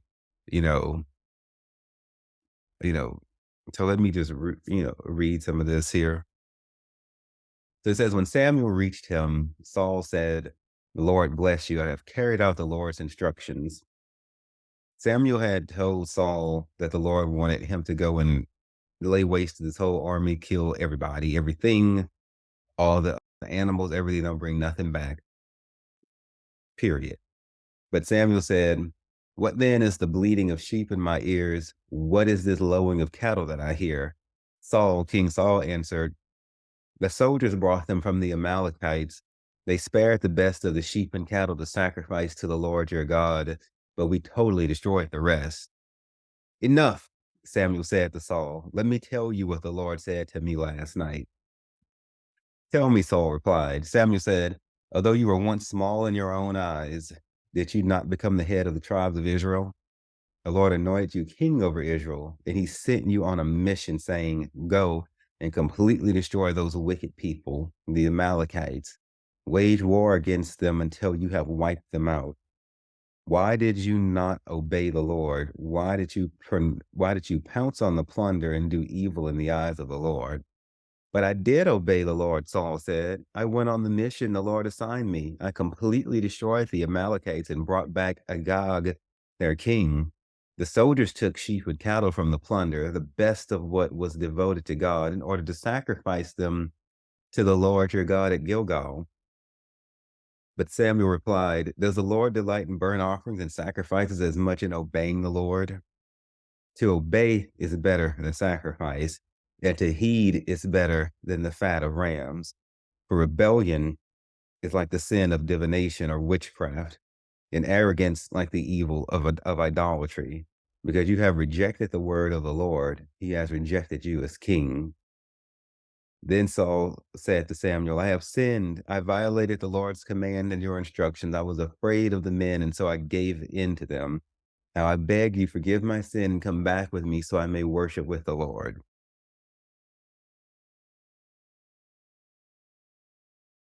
Okay. So did y'all hear how Saul's reply changed, over time? But in all of his replies, he did not take any personal accountability until like the third time. Saul was like, "Why didn't you?" I mean, Samuel was like, "Why didn't you kill everything like God said?" Saul was like, "The people." He tried to put blame on someone else. You see that victim playing there? You're the king. You're in charge of everything. You're the HBIC. You run this shit. Okay. How can you say the people? Now, towards the end, he got more clear on it. Now he started using I statements. Okay. Why do I think that Saul here that the Lord is showing us like a narcissistic pattern here? For instance, on October 30th, when I saw that my ex was over at some dude's house, he said that this was a friend he had just met, that they had just talked over the internet. Later on, he trickled out a little bit more truth, and that turned into someone he had hung out with a few times, and then come to find out he really been fucking this dude since they were back in college. You know, it changed over time, just like with Saul. He went from, in his words, he said, "I totally obeyed the Lord. We just kept a few animals for sacrifice." But that's not what God said do. But in his head, he had decided what he was going to do looking at what people were telling him to do. Now, Saul was a very good looking person. The Bible does point this out. He was rich. He was a king. That means he was having all the sex, he had everything that you could possibly want, but he had very low character. Okay. So so looking around laterally at people is what got him into trouble when he should have been looking up. You know, David said, I will lift up mine eyes into the hills from whence cometh my help. My help comes from the Lord who made heaven and earth, not people. The Bible says that man will fail you. And Jesus said that he had no reason for people to teach him about man. He did not fully commit himself onto men because he knew what was in man. Okay. And so people with these insecurities and with these validation issues keep looking to people to make them feel better, giving people power over them. You know, that sort of thinking cost Saul his whole kingdom, you know, where he should have been like, this is what God said, do we're gonna do it. But he got used to that adoration, you know, from people, and maybe he felt like he owed it to them because when Saul started out being king and he went out and on his conquest, he came back and people would praise him and give him a lot of, you know, credit and adulation for that. I think he got kind of used to that. And so now he's having to pick in between disappointing people and obeying God. He chose to not disappoint the people, unfortunately. And then once he had done that and he was challenged on it, he couldn't just say, you know, it was what it was. He's trying to gaslight the prophet Samuel is what he's trying to do. You know, Samuel's like, I told you this. There shouldn't be no animals here. Why the fuck are there animals here? And all of this shit Saul is talking ain't got nothing to do with the fact that they not supposed to be here. The people said this, or we were going to use them to work, you know, to worship and get. That's not no. Not, that's not what we agreed to. That's not what we agreed to.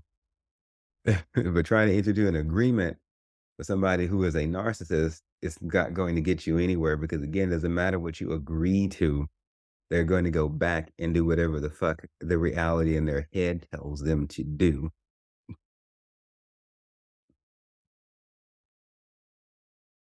And so speaking of witchcraft, oh, and then with the end of that passage, you know, it says, you know, Samuel left Ramah and basically he did not go to see Saul again and unknown all of that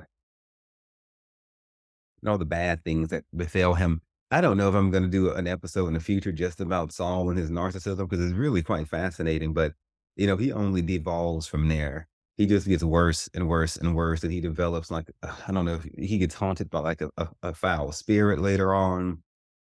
I mean, and he goes to consult with like a witch to raise Samuel up from the dead because he has no personal relationship with God himself.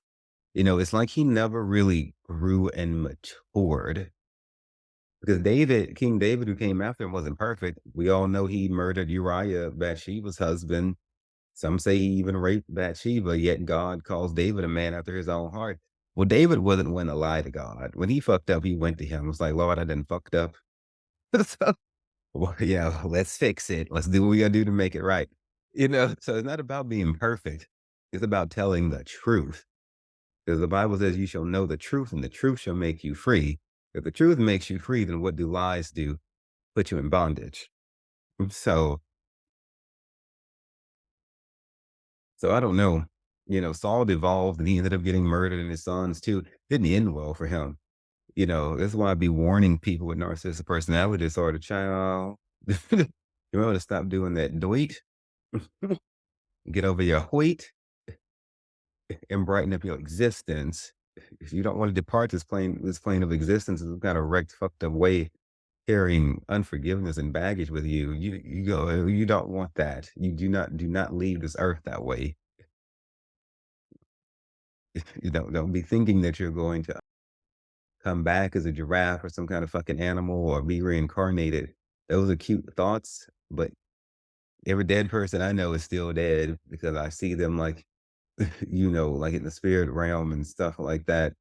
You know, they're not re-manifested here in any way. And so be careful with but what you think about what's gonna come after this life. And, speaking of witchcraft, since Samuel mentioned this, talking about rebellion is that's the sin of witchcraft. Yeah, well, first of all, witchcraft is real, whether you believe it or not. I've been a victim of it.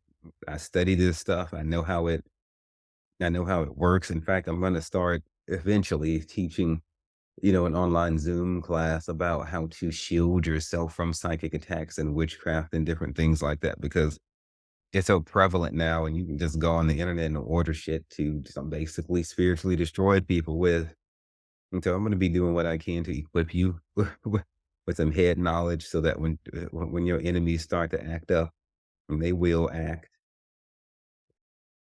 you can clap back at them and we can just, get rid of all of that foolishness they're trying to throw your way.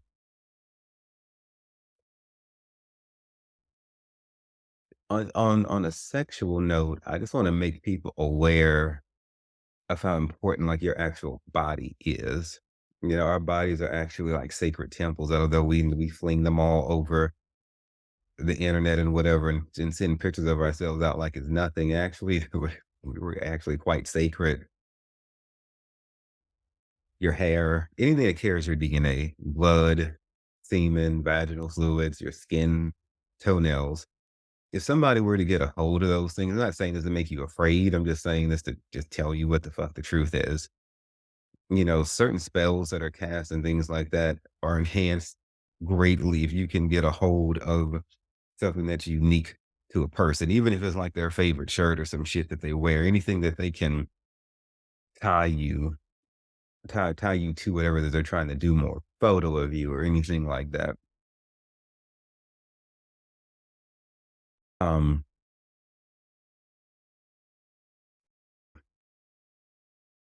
this is why, celebrities and people who, have high notoriety, take more extreme, say, precautions and things like that because so much of their information is out there, date of birth, photos, all kinds of things, so spiritually speaking, people who are more, known like that, can be higher targets. And so they got to do, more intense things to shield themselves from spiritual attacks from people. But just say like sperm, for instance, if a woman wanted to say like control a man and she got a hold to his sperm, she basically could. Mm. Unless he's somebody who has the Holy Ghost or is caught up in God.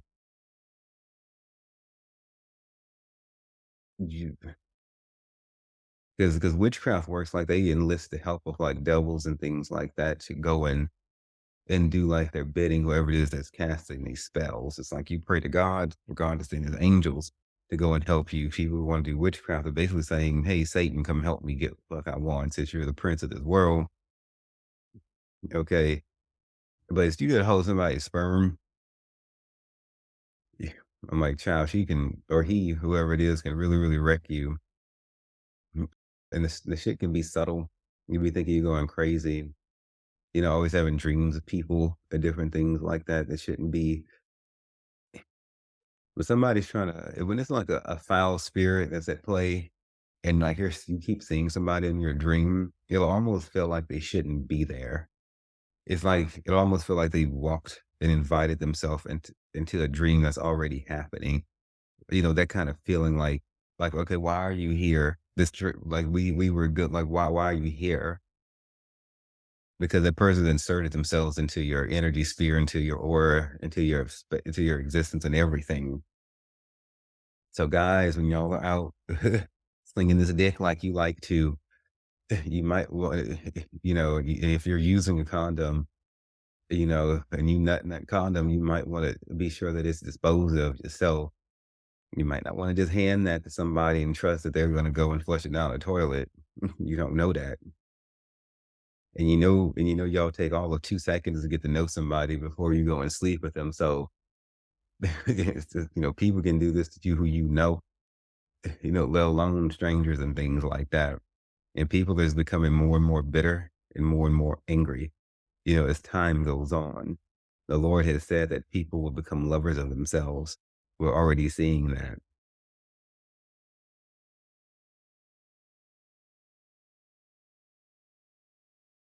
And I'm gonna teach y'all something about how to read,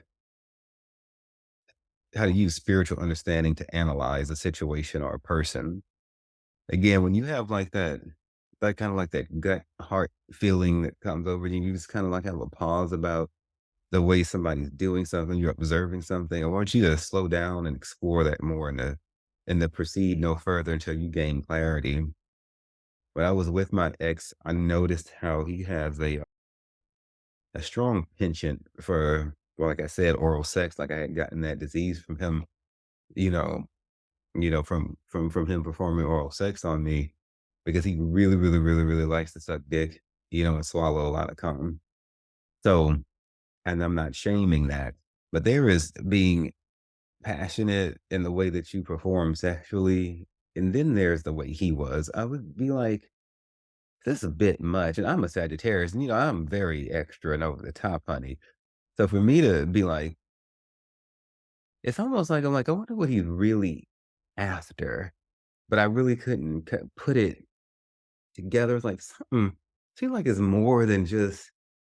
And so then once I realized what he is, in terms of the narcissistic personality, is or and I've studied it more and understand is how much these people consume. I mean, vehemently consume energy from people. My God, these people are like energy vacuums. Okay, then it makes sense. I was like, okay, he's like draining these dicks because the essence of the sperm, which is like this, is like the strongest life force that you can get from a male, is his sperm because it carries his life, his DNA. He can create life with that sperm. Is incredibly powerful, spiritually speaking. Some men do get this, and they're very careful about how they go squirting it around all willy nilly. But it's like it clicked. I was like, it's not even much about again the person. He probably gets a greater sense of validation or whatever kind of feeling he gets from a sexual encounter is probably stronger coming in contact with semen because semen is pure, liquid, spiritual strength. It just is. And so sometimes something might look, it's like, oh, it's one of those things. Sometimes there's a deeper working at play. Okay. So be careful how y'all are going out there just spreading your strength around, and and really, really weakening yourself by engaging in things that they feel good to your flesh, but really it's killing your spirit. That's the best way I can put that. Proverbs 26 is what I call the narcissist proverb. I just think it's interesting. I invite you to go read it sometime. It says things like, answer not a fool according to his folly unless you become like him also. I would feel this way every time I would argue with my ex like a fool. And I just felt like lowered. Let me see. It says, when he speaks fair, believe him not, for there are 7 abominations in his heart. You know I think about all the times we would ask, me and the couples counselor would ask my ex, "Is there anything wrong? Is there anything you're mad about?" He'd be like, "No, I'm good." When secretly he was bitter about everything. Whose hatred is covered by deceit, his wickedness shall be showed before the whole congregation. See? I wasn't wrong for exposing Ethan's sex messages. See, I exposed it. Because his hatred was covered by deceit, even though he didn't have to cover it by deceit. It says, "A lying tongue hates those that are afflicted by it, and a flattering mouth works ruin." And like I said, people with NPD lie through their teeth. Lying to them becomes more natural than telling the truth. But the Bible says that a lying tongue hates those that are afflicted by it. So somebody who's gonna lie to you, that person don't like you. I don't give a damn how fine they are, what they promise or that gift they gave you last week, bitch. If they are lying, get the fuck away. Run away from them. The Lord said a liar will not tarry in his sight. He didn't say murderer. None of those things. Like I said, King David did all that. He killed a man, possibly raped a woman. God worked with all that. But one thing David wasn't was a liar. And narcissists are liars. They don't tell themselves the truth or anyone else the truth. It's very difficult to work with people like that. You have to help them by just saying, this is what you can do, and then seeing what they're going to want to do. Like I stated, you might not be able to help the person you were with. You know, you don't let the gifts and all that fool you. I'm gonna say it again. We empathetic people actually wanted the person in the that we were in a relationship with. The narcissist actually just wanted the benefits of being in the relationship. But you have to flip it around. You will never be able to think like them because you have a heart and soul. Like if you're an empathetic person, and we got to stop thinking that people have to think like us and just have to understand that they don't. And if they don't, either accept them the fucking way they are, lying, manipulative, murdering, whatever, or don't. Get the fuck away from them. But don't stop trying to rationalize it and make sense because it's never going to fit into your brain. So, one thing I'm super proud of is that I didn't let myself turn into just like an indiscriminate hoe out there in the streets just because I was suddenly single again. It was more like, why should I hold myself back from sexual experiences because Ethan fucked up? We had an open relationship. There was nothing that he wanted sexually. There was nothing that Ethan wanted that I would have told him no to. My whole heart and mind was always oriented towards what can I give him or what can I do for him. And and so there was nothing, whatever it is that he wanted to do, be it with other people together or whatever, the answer would have been yes. Let's find a way to make it happen. Why the fuck should I sit around not moving forward because of him? It was difficult for me to try to engage with people because it's like, but I'm not supposed to be here with you. I'm still supposed to be here with Ethan, because it was still in my head. What I'm thankful for is that I never felt like my heart was closed. A lot of people get out of these relationships and they be like, I never love again. I don't want this. Mm, I don't want this to happen again. Probably the same thing. I ain't like that. I'm not like that. I'm thankful about a lot of things. Besides my growth, I'm thankful that he and I didn't live together. We tried that for like a hot second and it didn't work. I'm thankful there's no kids caught up in the midst of this. I'm thankful that we weren't tied together financially. It was, I'm thankful I wasn't with him a second longer than what I was. There's people 30, 40 years that they're just now realizing that they've had a narcissist this whole time. There's all kinds of children and investments tied up together. They're infused. Okay, that narcissist has them by the balls, bitch, by the tits, and the clit too. They got them by everything, and they can't just like walk away. Even what I did was fucking difficult as a bitch, but having all of that other stuff, I understand my situation could be a hell of a lot worse than what it is, and I am grateful that it is just what it is, and this almost took me out. So my hat's off to the strength of you who have far more intricate and intertwined situations with the narcissist in your life. I just pray and speak strength over you that you find a way to make it out of it. May the Lord grant you this deliverance in Jesus' name. So I just slowly moved forward. I tried apps for like a hot second, deleted them, and didn't look back. If I ain't wrong, I would really, really think that people are worse on these sex apps, all of them, Grinder, Jacked, whatever. Hell, even Tinder, all of that. It's like they're worse than what they were before. I'm like, how in the fuck can you take something that's already petty and bitter and get even more wicked and evil and dark with it? Well, they found a way. it is not. I mean, the apps are comprised of people. People, like I said, are becoming lovers of themselves. Is what you get. You go over to these dudes' houses. Like one I tried, I didn't even do anything with him. Now you walk into these people's houses like him, they don't offer you a glass of water. They don't engage with you in any sort of way. It's like they're just kind of like mindlessly sitting there, whatever. Then it occurred to me, you know, these people of all people who are hopping around on these apps and shit like that are conditioning themselves. You know, they're everything you do is developing like a memory or neural pathway within you. They're conditioned to just show up, fuck, and do whatever. Me and my southern hospitality, you know, lover of God ways, caring, if a person would like a cocktail or some tea, whatever, having conversation and stuff like that is not what these people care for.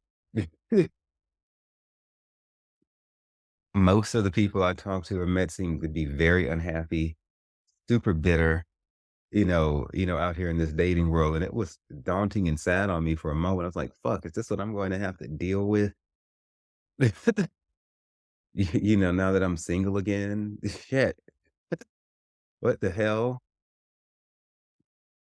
But I declare to you that I will not have somebody who's unhappy again. I refuse. Towards the end of my last relationship, I was like just begging Ethan, like, damn, like you don't have to pay for anything or do anything. Could you just like be happy? Just give me positive vibes. That's all I want from you. And of course, he couldn't do that. But but everybody out there who I talk to on those fucking apps are just as bitter, as he was. I'm like, "Oh, wait a minute. This has just become like a cesspool of negative people fucking the shit out of each other and just being increasingly bitter and angry about the lives that they live, but they're having a whole lot of sex." Okay. Okay. Okay. I said, no. I stripped all of this away from me and I don't fucking miss it. I realized that my approach to sex and everything had become corrupt, partly from my experience with my ex and partly because, well, growing up, I was never taught anything about it, and I learned about sex from porn and all of that. And so I said, you know what? Let me strip all that away too. Thank God I was never like, I'm not like a porn addict or anything like that. I would only watch like a handful of videos a month, but I deleted it all of it. Every app, Tinder, Bumble, all of them gone. No grinder, no jack, no scruff, none of it. And because I realized I needed to step away from whatever has influenced me sexually in order to find and who I am apart from all of those voices. And I can't do that by still watching porn and, for God's sakes, not allowing myself to be disrespected on these apps with these people. Those apps are a breeding ground for a lot of just dark energy. Somebody that I talked to who I met through Sex Addicts Anonymous was explaining how he's like a bait and hang or some kind of terminology he uses where basically he intentionally goes on there or would intentionally go on there to rope somebody into thinking they're going to get laid, exchange the pictures, do all of that. And once it was locked in and it was a sure thing, he would just delete the person. He got off on or got some sort of satisfaction on just knowing that the person wanted him and would be willing to come over, but he had no intentions of doing anything with them. Now, if you're on the other end of that and you keep letting somebody do that to you on these apps, you don't understand what how that is hurting your inner man, inner woman, inner spirit, whatever you want to call it, your subconscious. That is every time somebody ghosts you on an app or something like that, that's a form of like rejection. Also, it's emotionally and spiritually and mentally damaging the way things are done on those apps. And this shit ain't right. And my spirit never could get comfortable with it, which makes me question people who are able to go onto apps like Grinder and whatever and thrive. in that negative, toxic environment. I'm like, if you speak this language that well and these people accept you and you're able to circumnavigate and constantly get laid and constantly have a lot of options, it does make me question you because the negativity doesn't bother you. Okay. Which means you're a part of it.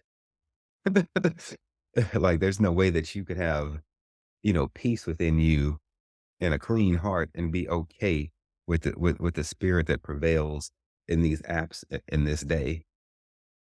Until what I decided to do was take myself back to my true roots, back to my 17-year-old self who was new to the Air Force, a virgin still, bold though, who had enough power to move like I did, say, to the state of Arizona by myself. No family, no friends, no network at all. Just me. And if I wanted to meet somebody, there was no grinder. There was no Tinder. There was no Bumble. Okay. I had to brush my fucking teeth, shower, do something with my hair. Okay. I had a little bit of hair on my head then. Y'all don't, yeah. Don't do that. Don't do that. Don't do that. I had to do something, I had a little bit of hair. Yeah, no falling out. Hallelujah. And go down to fucking Starbucks or somewhere and meet people in person, be they for friends or whatever. Okay. That is something that I've always been able to do. So basically, what I'm saying is, I stopped letting the world tell me how I was going to live. A part of the static in my dreams from that dream I was telling you about at the beginning of the episode from watching, you know, all those fashions of the world. These sex apps are a part of something that is very, very popular and trendy with the world that is not popular with God.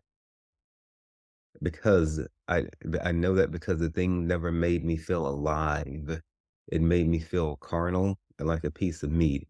And whatever rejoices in the flesh rejoices against the spirit. And that's just the way it goes. And so that is a part of it. I but I was like, this is not who I am. I call myself trying to be hip with the time and trying to go with the flow, but no, that's not the way. That's not the way. So I go down, anybody I meet has to be met in person. I will see them out or I just won't have anyone. I'm good with that. I don't have to have, myself attached to somebody in order to feel happy anymore or to feel like myself. With my happiness is not going to be placed to a human's hands ever again. It's not going to happen. I know how to look up now better than I've ever been able to before.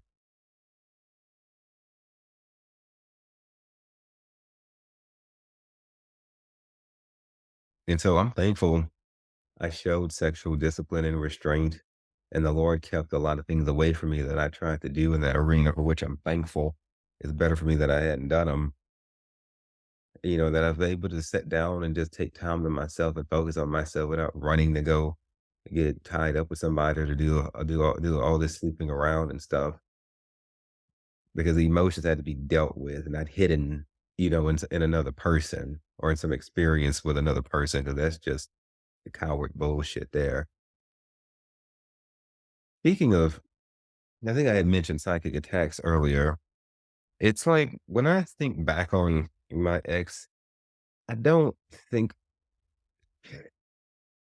it's like I'll be sitting down doing whatever, and then the thought will come to me like, who is he sleeping with? Or, as I'm like, it feels like a dark force trying to force this thought into my mind because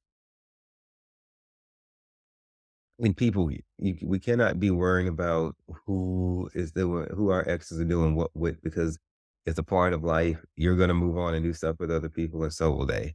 They did stuff. I mean, unless you met them as a virgin, they did stuff with other people before they met you. If you were with a narcissist, they were doing stuff with other people while they were with you, probably whether you knew it or not. And so that's like neither here nor there. Okay, because we don't want to become a hypocrite by worrying about other people doing the same shit that we're doing. Okay, we don't want to do that. Let's not go down that road. But my whole thing is like, why the fuck would I go all day and not think about him? Why? Because at night is when we usually would talk. At night when he would go out and cheat. On the weekends, same thing. We would either hang out or, those are the times that, from my, finding the records is when he was out there hoeing it up. And so what the devil is trying to do is try to send a foul force to try to steal my joy, you know. But see, we gotta learn how to talk back to the devil and to rebuke him, okay? And and to not let and to not let him control us like that. You see,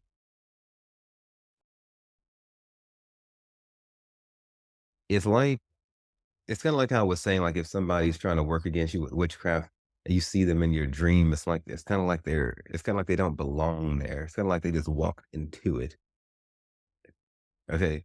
Kinda like Professor Xavier from X-Men or Jean Grey might just be able to, like, walk into a memory or something like that.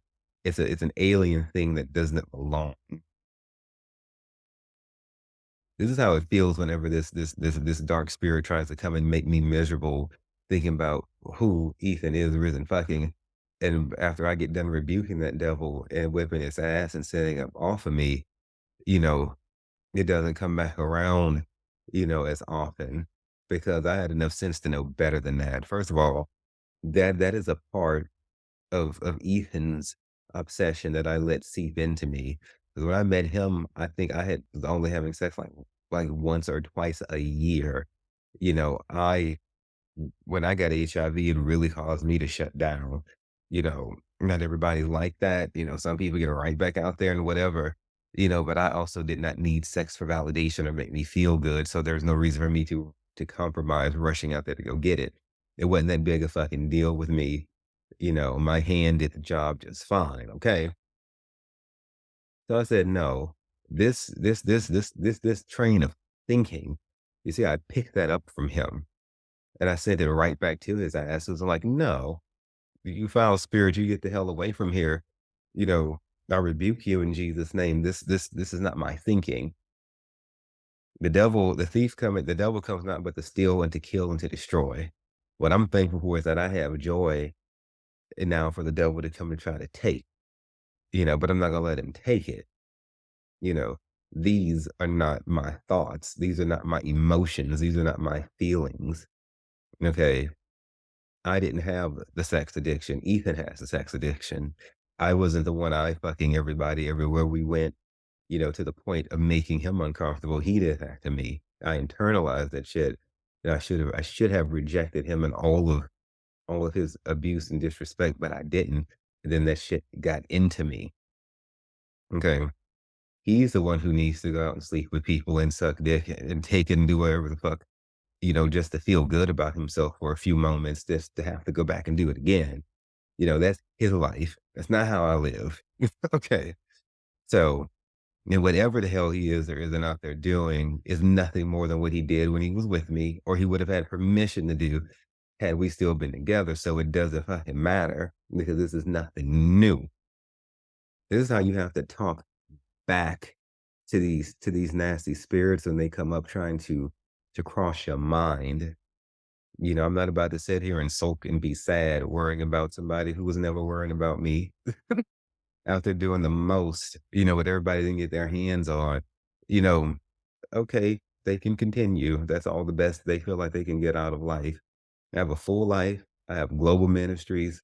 I have things that I'm doing in a big way. I got other shit to think about than sex. Okay. There are other people in this life that ain't got that much else going for them, and all they can do is go to work and make money, then go fuck. Okay. That's not me. And so I have to get unconfused about who I am. See, this is how you can lose yourself when you're in a relationship with a narcissist, especially one that's a fucking sex addict. They get so intense about things and so extra, even though they're gonna call you extra, really they're the ones who are being extra to the extent that their thoughts become your thoughts and their priorities become your priorities. And then you have to get away from them and remember who you actually are. Okay. There's a lady whose information I'm gonna leave in the show notes. Her name is Ali Padilla, and she was one of the shamans at my ayahuasca ceremony in down in Puerto Vallarta. She's been helping me to break this psychic attack that has to do with my ex because it was just like an annoying gnat. I'm like, where is this thought coming? I'm like, no, this is not my thought. No way. And so, but sometimes we need a little assistance. I'm pretty astute spiritually, but when it comes to matters with Ethan, I'm not so caught up on my own abilities to not get a second opinion on it. And so she and I have been, working with, some powerful light with the archangels and whatnot to be sure that that that whatever that force is that's trying to yet connect us or bond us is fully severed. Because I'm not about to have a trauma bond or an emotional bond. I should be, when I think about somebody I was with for almost 5 years, I should be thinking about if they're really happy, if they're doing good in their career, if they're, I could be thinking about anything productive. He made such a big damn deal over sex, made such a god out of it that when I think about him, all I can think about is sex. Like I can't think about anything else about Ethan after 5 years except for sex. How how just sad is that?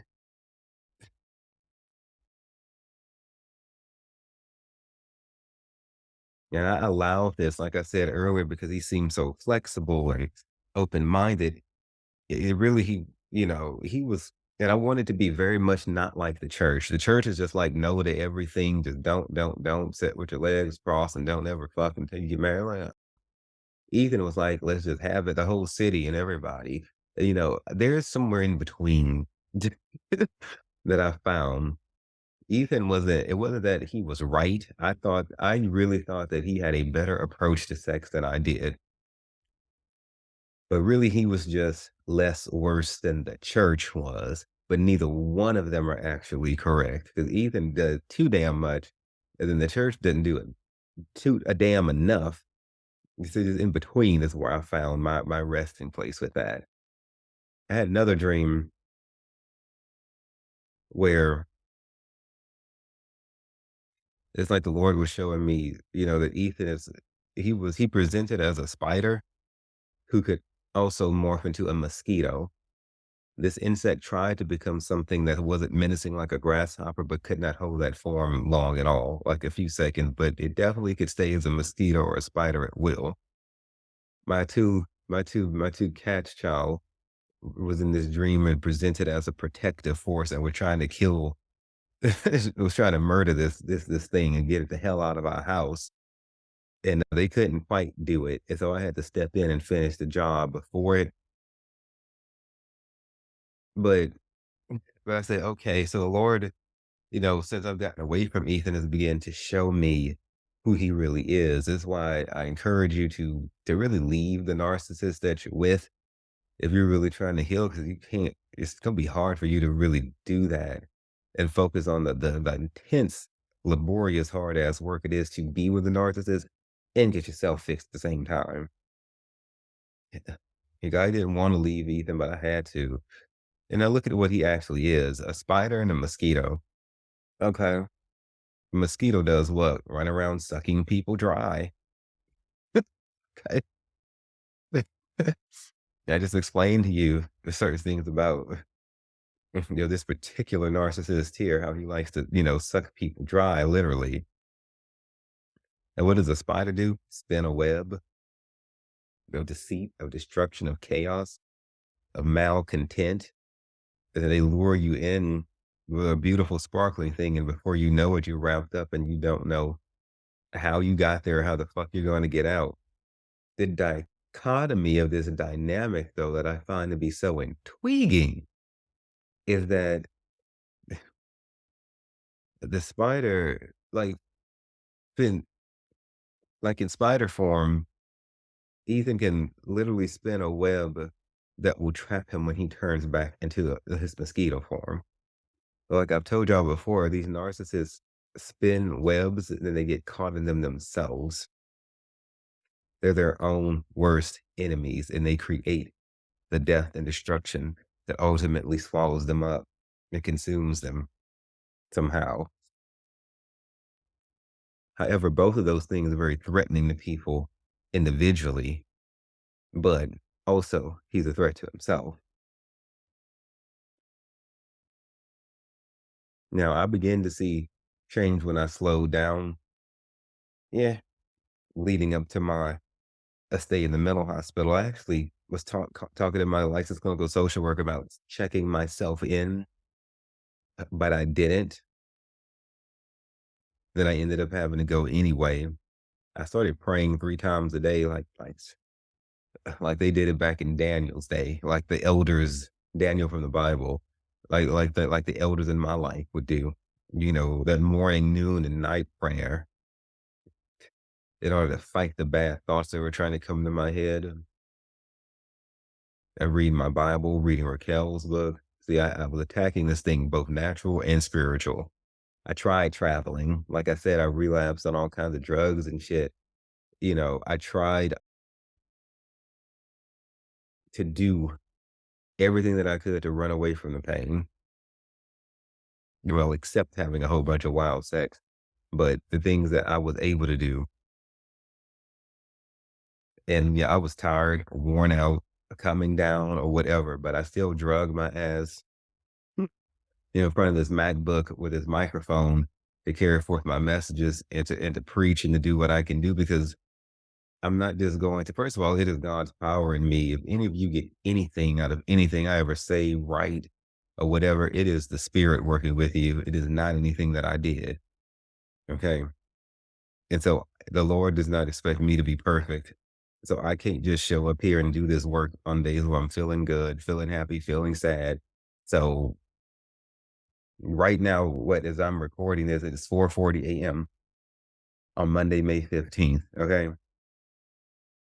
Because I was ready to get this out.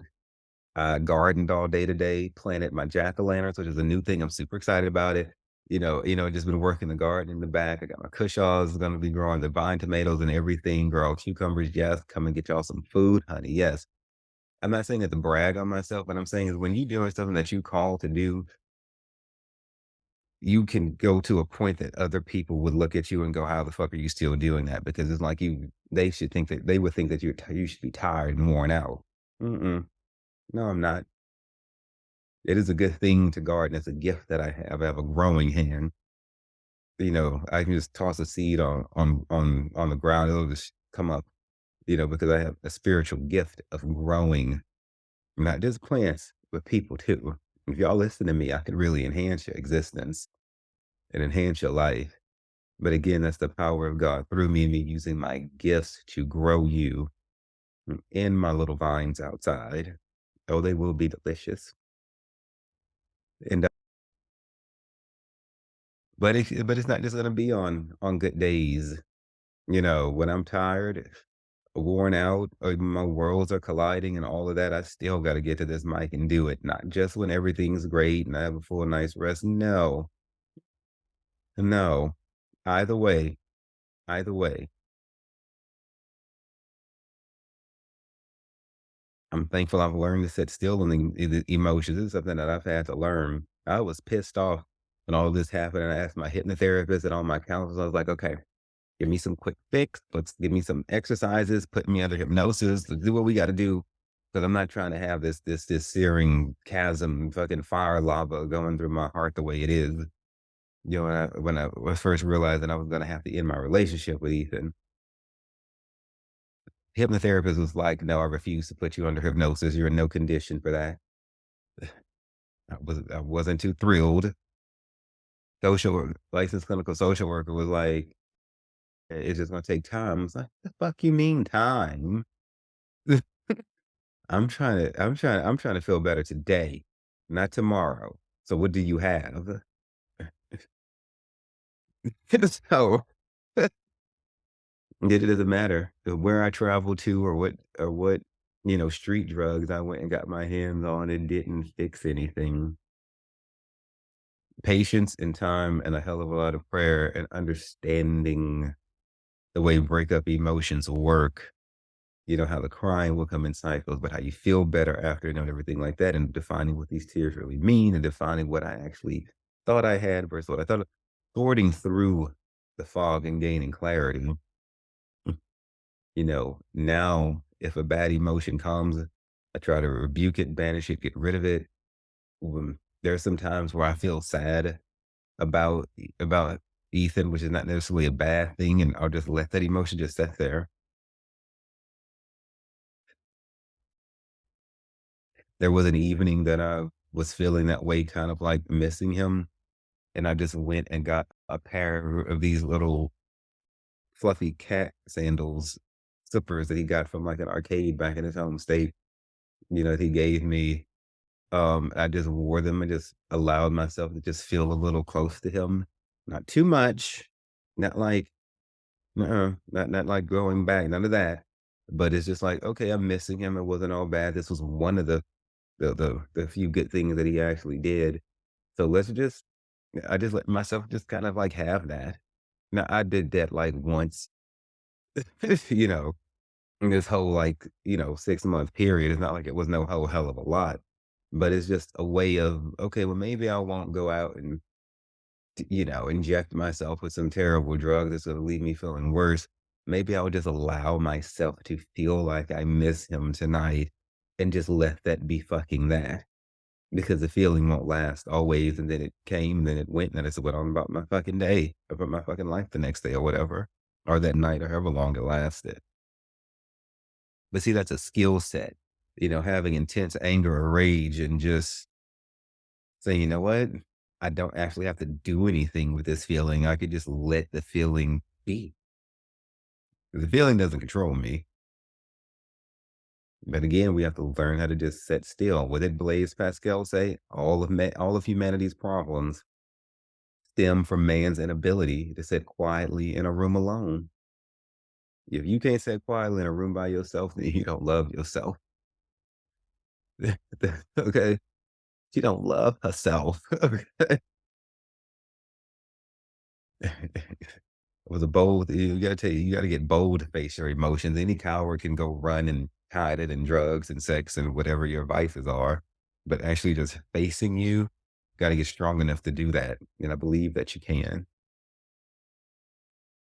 So how did I end up in the mental hospital this time? I Like I said, breaking up, people, are said to have that died from broken hearts. My potassium got low, my enzymes and shit got low, and my body started to like seize up, like my hands, feet, legs, everything. Bitch, I thought I was about to have a stroke, heart attack, seizure, or some shit, and I didn't know. So I called 911, and these people were like, okay, they did the blood work and found the potassium was low, so they gave me some potassium tablets, which was cute, and then they were like, "Okay, we're just gonna send you home." It's like, "Home?" It was only like a few hours, like, what about they did not offer me to be monitored overnight in a regular hospital. It was like, "We're either gonna send you to the mental hospital," because, yeah, I had been doing drugs and shit too, or so that was in my system, or, you just go home. But I'm like, "Okay, if I go home and I start spazzing out again, then I'm just gonna be right back here." So I guess I'll take the mental hospital.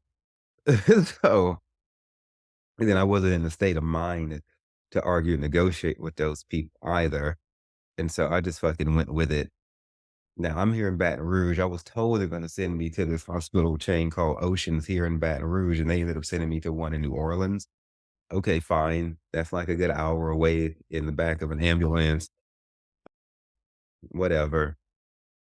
You know, Acadian ambulance is great, and they always send cute people. The boys are always cute that work there, so fuck it. And so let's talk about the mental hospital. Mm. Most interesting character there this time was this lady who had a teddy bear, a stuffed teddy bear, and she was combing this teddy bear and talking to it like it was a real person. Now, I am not for cat domestic abuse or hitting children or whatever the fuck you call it. She was telling this teddy bear, to sit still.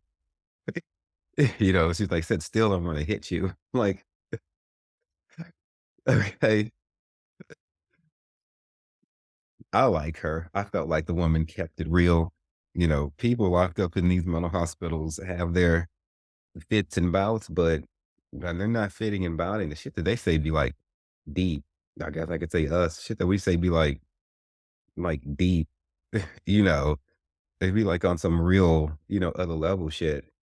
And like it's just so interesting how somebody could go from like extreme psychosis to talking to like a teddy bear to actually saying like true wisdom that I can hear. So I'm like, is God stepping in and speaking to these people? Are their minds so complex that their minds can't, you know, no, what is? But you know what? We all have dark and light in us. We all have both dynamics working. So I discovered these damn delicious Smucker's Crustable things or crustless fucking sandwiches. You get the peanut butter and the jelly and that circular fucking thing. I hadn't seen this shit before. I think I'm the last person to find out, and I'm okay with that because, we all learn and grow in our time. Them shits were fucking awesome. Okay. I don't do like junk food or anything like that. I love to eat off the land, but god damn it. God damn it. Them motherfucking peanut butter and jelly shits that don't have the crust on them. They're so fucking delicious. I must confess, I've been to Walmart twice to get my own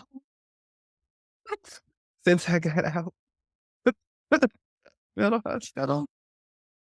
I got the strawberry and the grape, and I regret nothing. I regret nothing. My God. Because when you're when you're in the mental hospital, you really don't do much to like walk around with like your scrubs on or your street clothes. In this case, you can wear your street clothes in this one. And then you just fucking eat shit all day and you snack. I was at the Oceans Bellamede in Gretna in New Orleans, but the day shift was getting kind of hosed with the treats and shit. I'm like, we paying thousands of dollars to be in here, bitch. Give me my goddamn bag of potato chips. You know, yeah, they was letting people like starve and shit, saying, no, snack time has to be exactly at this time. Girl, bye. Oh, bitch, bye. Give me my motherfucking treats, bitch. And so but most of the people was cool though. You just had a couple of hoes in there that wasn't getting laid and they or didn't know Jesus or whatever the fuck. They didn't have the fucking peace and happiness in their life. I don't know. On a more serious tip, I discovered mandalas. So let me show y'all what I colored in there. One of the residents had a coloring book and it had all kinds of stuff in it. And I chose three things to sit down and color. It might seem trivial and juvenile, but there is a lot of healing in between taking a pen or a marker or something and painting and creating and doing something different from playing video games or going out to engage because you're not engaged with people, be it in conversation or sex or whatever, because you're not actually creating. See, it's some of the times that say like my ex was at his best was when he had created, say, like a pride thing for me that there was like an arts and craft thing that was very beautiful and colorful. He created something for the cats one time. This was, at the beginning of the relationship. Narcissists will start off doing good shit, then they stop doing it over time, but they've already planted that seed in your head that you might get that good day back again. So to be careful with that. They'll start off doing good shit, but then they won't end doing it. But he was really, really in a good way when he would create things from scratch with his hands, because that involved him having to be engaged and thinking and putting his essence and effort into something as opposed to engaging with something inanimate or doing something for the benefit of extracting energy from somebody, that is pure creation to help someone else. You get healed doing things like that. And so drawing and coloring this stuff in the mental hospital was healing. It got my mind thinking and it got it settled. This is when I began to understand how I had been poisoned by my ex and everything. And this I began to understand and shit began to fall into perspective. In the mental hospital is when I sat down for 7, 8 days with no cell phone, with no business distractions or nothing like that, and just actually thought about what the fuck had happened in my life and what's had been going on and what I had been doing. I needed a week to get my mind right. The first one I drew was this. This is for those of you who are not watching on YouTube, this is a paisley drawing that's mainly orange and purple. Now, like I was telling y'all about how to like how my ex's penchant for giving head and swallowing cum is really an intense form of energy extraction. I thought, I picked these things up. I thought it random to color them. I showed this to my hypnotherapist. She was like, "Oh, interesting choices." He was like, Paisley, that's a very masculine thing you chose. Then she got, onto this whole like thing about like reading into what I chose meant. The second one I colored was this one. And she's like, "Oh, it's super, feminine. This is, bring out like your more feminine side." And y'all know I don't really have a pronoun or whatever the fuck you think I'm representing to you at that time. Period. And then the last one I did was this one. Okay. This here is more on the lines of what you would call like a mandala. Mandalas are very spiritual drawings that carry very spiritual intonations, very, very spiritual definitions. My hypnotherapists are looking at this and just getting into like the circles and what all that meant, and why I chose this particular one and everything. The order I showed them to you is the order that I drew them in. So as I was sitting there in the mental hospital, my mind was getting clearer and more healed. And as you can see, I progressed from less complicated drawings to this bad boy right here, which is off the damn chain. Okay. But all of this has to do with healing. If you have a moment, I would look up mandalas and things like that and see and start drawing, even if it's in a coloring book, like how this was, and get into it because it's healing. I have a meeting with an artist friend of mine coming up, and I'm going to get back into art. I took like shit 4 or 5 years of art between middle and high school. When I went to the military, all of that had to stop. But you know what? It's time for me to get back behind the easel again. Okay. It's time for me to see what I can put down on some canvas. Time to throw some paint once more. Starting anything you can new is another piece of advice that I would give you to help, with a breakup, because especially when you're trying to remember who you are, anything new that you can do, like I always do yoga in my house. You know what? The thought came to me, why don't I take the yoga setup and go do it on my back patio? It's a simple switch, but still it's something I never done before. But see, I've got to rewire my mind. So any new thing that I can do that's positive and healthy, cooking a dish I haven't cooked before, the places that I had wanted Ethan to take me when we were together, going there alone, not with some other person, just by myself. Okay, to prove to myself that I could still do it because these were all new places that I haven't been before. Still go do that shit, but do it by myself so that I don't develop some sort of codependency on another person or be thinking that I have to have someone with me to enjoy myself. Things like that. Still go and do what the fuck you said you were gonna do, bitch. And find new shit you can do. Any fucking thing. Go to a new place. Take a new way home. Take a new way to work. You know, anything new. Try new music. You know, I get to Mexico, the place I'm staying has mandalas like say on the bed, on the bed covers, signs like that is it was how God was letting me know that I'm on the right path, I'm in the right place, the right time, and exactly where I'm supposed to be, and I'm watching over you. I show up into the mental hospital on day one. They got all these. There's two televisions, one in this movie room. This is the nicest mental hospital I've ever fucking been in. Like we had our own movie room shit with these swank ass chairs in them. And then you have the regular TV outside, and this patio where you can actually go outside and like look at the sky and be out in the elements. Usually in the mental hospital, you just lock spin that bitch, no wind, no rain, no sun, no nothing. This was a nice one here though. She was real cute. It's cute as far as mental hospitals go. So on the television outside, they got all these breakup songs going. And I'm just like, fuck, why y'all can't listen to anything else? Shit was really triggering me. What I'm thankful for and proud of is that by the time I left there, those same songs were still playing and I didn't feel that same emotional spike anymore. Going to the movie room, and they got Diary of a Mad Black Woman on. I had watched this before I left for the mental hospital. I don't believe in happenstance. That was God speaking to me. The same damn movie on. We could have been watching anything on all of Netflix, Tubi, the exact same movie.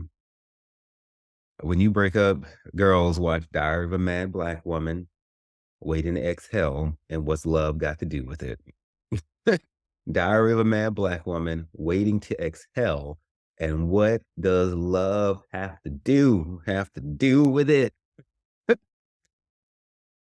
But especially that Diary of a Mad Black Woman, because she takes you through all the emotions of being the quiet little partner who just lets this man run around and sling his dick all over town and everything like that. It being rejected by him and until he becomes crippled because he didn't, got his shit self into some shit. His ways caught up with him, and now she's taking care of him and everything. And she throws his ass in that fucking tub and just doesn't, mm, you know, just does some things. My favorite line from that movie. That's when that dude that was fucking her over, sitting her in a wheelchair and can't even much do nothing but talk. She left his ass there to starve for a few days. And she's sitting there chomping on a delicious looking salad with her glass of wine and everything. And yeah, this man is sitting there crying because he had had food in like days and she's starving his ass, which he deserved. Fuck it. She looks at him and she's all like, why don't you go into the kitchen and fix yourself something to eat then? Hmm? I- I'm like, yes, bitch. Yes. Waiting to exhale, just incredible, incredible. Everyone loves Bernie. She burnt up all her man shit, sold the rest of it for $1. Look, I gave all of my ex's shit away for free on fucking Facebook. I'm like, okay, so you like fucking around with strange men. How well, let's let some strange men come and take all this pretty shit that I bought you away. How about that? I'll get into more detail in that in the book that me and my friend are working on.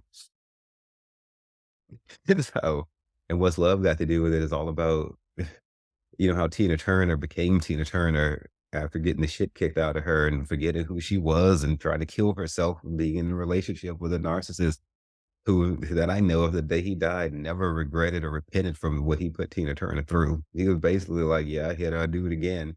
The last interview I saw with him before he died showed no remorse or change or shadow of turning. But it's healing to us to watch movies like this to see that other women have been in the same situation. That's why I'm so transparent about talking and vocalizing and verbalizing and putting it in writing because God damn it, we're not gonna sit here and suffer alone. Not those of us who have been abused by these men, be it mentally, emotionally, physically, psychologically, financially, whatever. We should not have had our kindness and empathy repaid with insults, lies, manipulation, gaslighting, and deceit, fucking STDs and shit. Oh, hell no.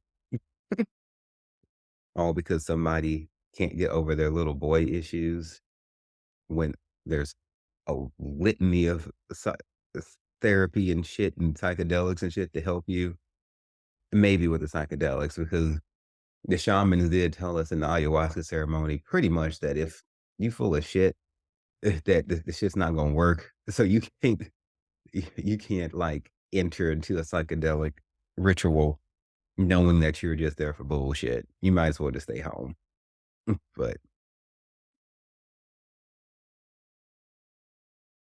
while I was there at the mental hospital, Lord, with this man, like I said, God has been there, so present. Like I just felt his presence so strong this last 5, 6 months.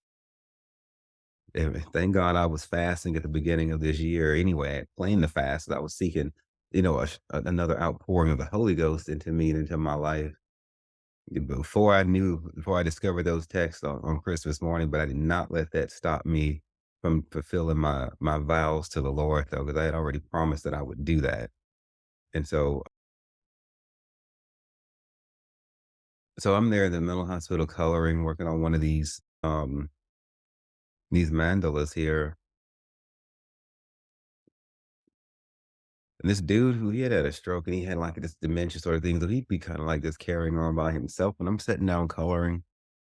He just walks up to me with such strength and with such determination in the clearest voice. And he looks at me and he just kind of parallel reaches his hand in my direction and maybe touches the table or my arm. I don't remember. He looks at me and he goes, "Good people are coming your way." And I put my marker down. I was like, I think God just spoke to me through you. And he kind of like hesitated, like he didn't remember what had just happened or didn't know fully understand what I was saying. It was odd in the best way. I'm like, I hear you, you know, so I don't know what got a hold of him for a moment there, but that wasn't him talking to me. It was something that I so needed to hear. And the Lord has been doing it. I have met the most incredible friends, like people who really seem to give a damn about me. These people say such nice and kind things to me, things my ex never did, you know, and I realized that I had let myself get starved, for attention from him. Narcissists are known to do this. They make you emotionally starved for the little bit of things that they might do. Why did I let him do that to me? Because, like I said, when I met him, I was broken. By the time I was able to walk away from him, I was no longer a broken person. You know, starved. Starved so much so, that sexual things between us is the only thing that I assigned value to, and then allowed that to become an obsession because it was his obsession, not because it was mine. I should have had a plethora of love being sprinkled all around me from my ex, not a drop or two hither and thither. When I ran into friends I hadn't seen in years, they come running up to me and embrace me, and they're just like, "Fuck you." They they are so damn happy to be in my presence a way my ex never was. I tell them about what happened, and they be like, "Wait, he cheated on you? You too fine for that. What the fuck is wrong?" No, you don't cheat on this. It's not the way that works. And so I'm like, okay, this is the standard. The way these people are, and when they see me, they are so fucking happy. I mean, happy to see me. They don't mind being challenged. They just good, easy people to talk to. They speak of the spiritual world and of the one to come. And if they don't necessarily believe in anything, they are open to the consideration. They're happy people. They are honest people. And it's just like waves of fresh air just gushing all around me and through me and over me and in me from all four corners of the fucking earth. It is revitalizing, it is refreshing, and it encourages me that there is still hope left in man. Okay. So yes, good people have come my way. Very damn good people. And we just respect each other's space. We respect each other's minds. There is no compulsion. We're not trying to see what we can get out of each other. We give a damn about what the other is going through. And we all have our issues. A lot of us have mental health issues we're dealing with and we don't mind putting it out there on the table and see and talking about it. Really just that simple. So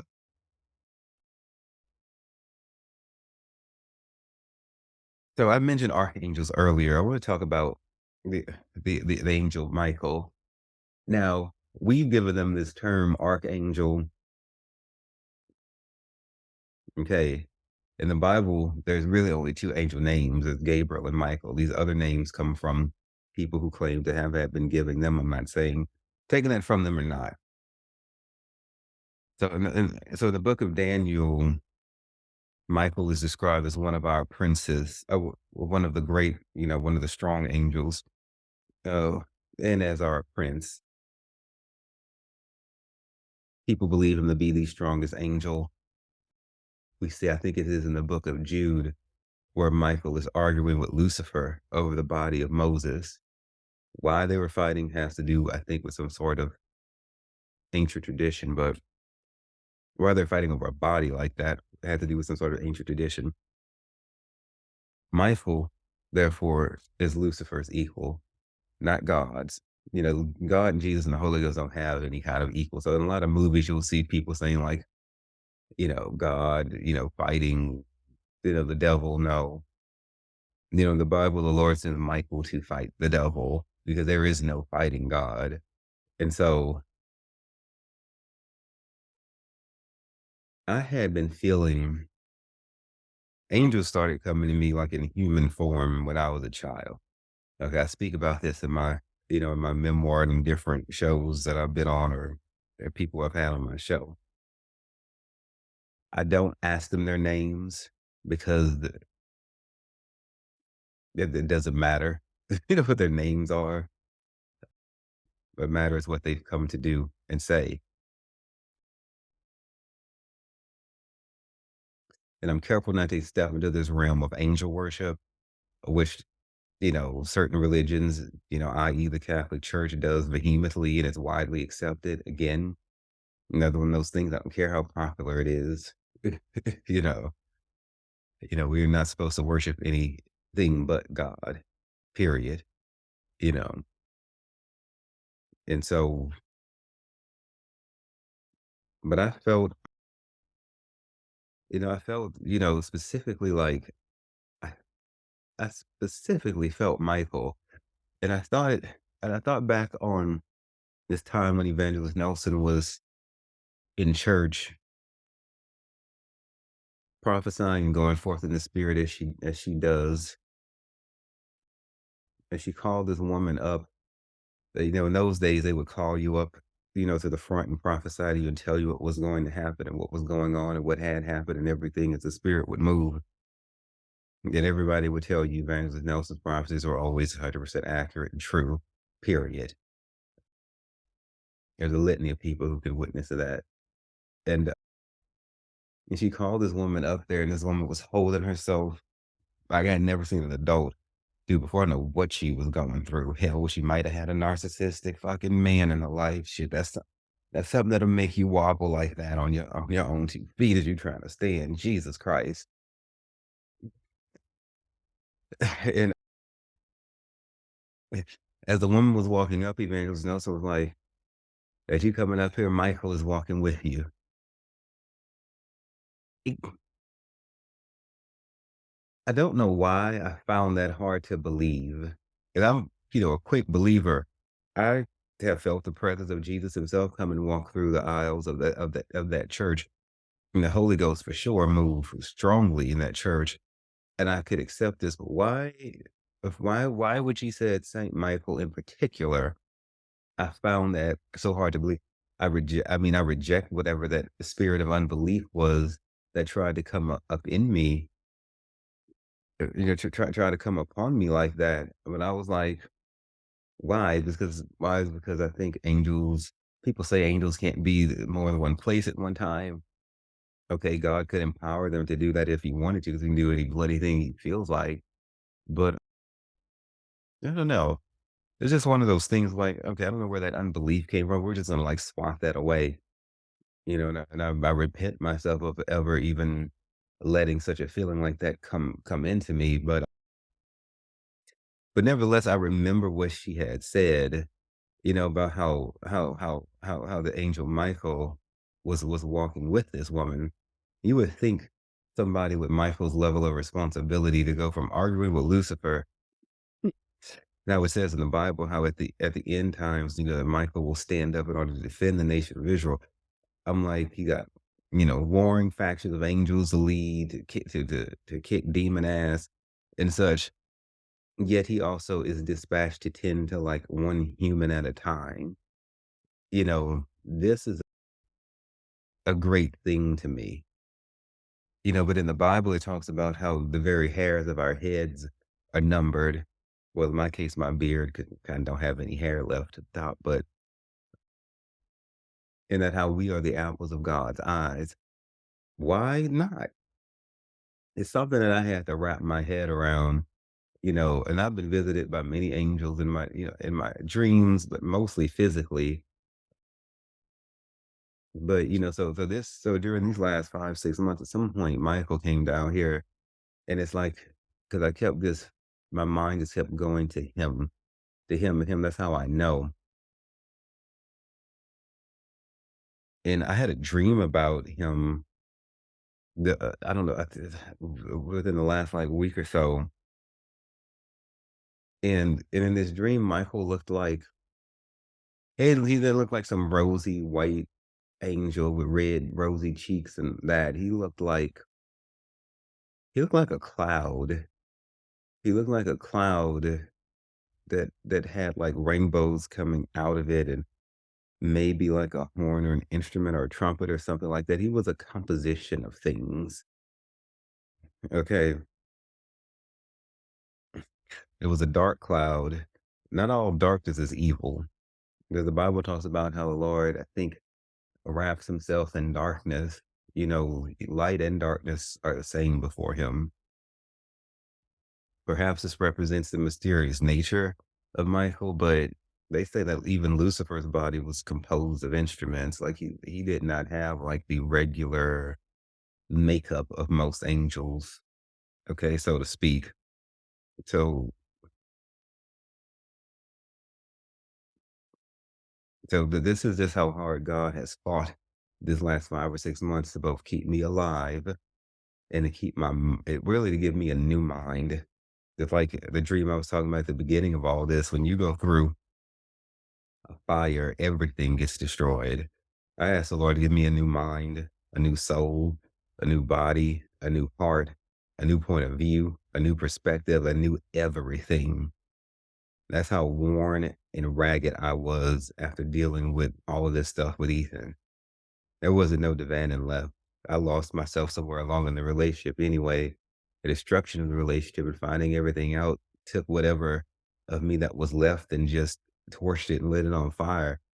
I had to just become something different, something better. There's the only way. 'Cause whatever I was over. But I'm so thankful to have Michael here, and yes, he is still here with me now because 'cause his work is not finished. This is a heavy, heavy, heavy transition that I've gone through, and so my heart goes out to people who are going through this. Honey, you better get on them knees and pray for the Lord to send you some angels. Don't ask the angel, pray to the one who's in charge of the angel. Evangelist Nelson was always very adamant about that. This woman that talked to God, get any kind of prayer through, very powerful, high clairvoyant, and she refused to directly speak to an angel without going through God first. Do with it what you will, but I'm telling you, with the greatest spiritual mind I've ever known said, I don't give a damn what's popular. I'm telling you, watch get into your feelings and talking about all these different angel names and everything like that. Pray to God and tell him to dispatch the angels and things like that. You'd be in a better position.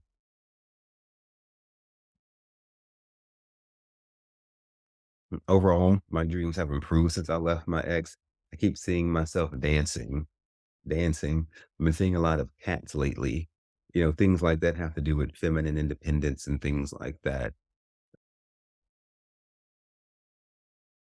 the other night when I was trying to fly back here from Mexico. I had to spend the night in Houston, and I was staying at the Comfort Suites up in Humble, Texas, because United Airlines couldn't get their shit together and get me back home. So instead, they bought me a hotel room. That's where I discovered that damn bubble tape and the throwback candy. And Comfort Suites fucking nice. They had like a bath bomb in there. There's a cool ass eucalyptus mixed with some eucalyptus lavender fucking hand sanitizer. That shit was fucking snatched for the gods, and the breakfast the next morning was off the damn chain. I'm like, the Comfort Suites is where it's at. I'm gonna have to tell Hilton to go fuck themselves because they ain't do all that. No matter what nice rooms I've stayed at, I've never been given a fucking bath bomb before. So I had to make some changes. So, but as I lay there sleeping, I had this most interesting dream. It's like I heard in Vogue's song, that song, "You're Never Gonna Get It," in my dream, and I saw myself dancing, honey. And honey, I was putting on a show. It's like I kept doing these outfit changes, and one that stood out was like I was in this leopard print outfit, and then there was this one that was like an all black leather. Okay, they were like bodysuits, and the heels on these things are already like 7 inches, and it's like I was asking for somebody to bring me even higher inches. I was trying to get into the range of like those 14-inch heels that Demi Moore wore when she did that photo shoot with the giraffe all those years ago. Y'all didn't check out that photo shoot. Check it out. It's a bad bitch. But she had on like 14-inch heels, standing up next to this giraffe up on like this like staircase or whatever the fuck they made. Yeah, I was trying to get in the heels like that. And for this look, it was like think like Raja from I think season 3 RuPaul's Drag Race. Think Raja meets that Shania Twain from the "That Don't Impress Me Much" video, that leopard or cheetah, whatever outfit that Shania has on. It's kind of like head to toe with just like the face. Think like that meets Raja. That's like the look that I was giving. And honey, like I said, I was putting on a show. Okay. There was a man in the audience in this dream. I don't know if I knew him or not, but he really, really, really, really, really admired me and basked in absolutely everything about me and everything that I was, and I had his complete undivided attention. Okay. I wasn't trying to get his attention, but he was there offering it all the same. Okay. And I saw a whole bunch of like gray cats in this dream as well, a whole bunch of gray cats. So these are the sort of dreams that I've been having ever since I stepped away from my ex.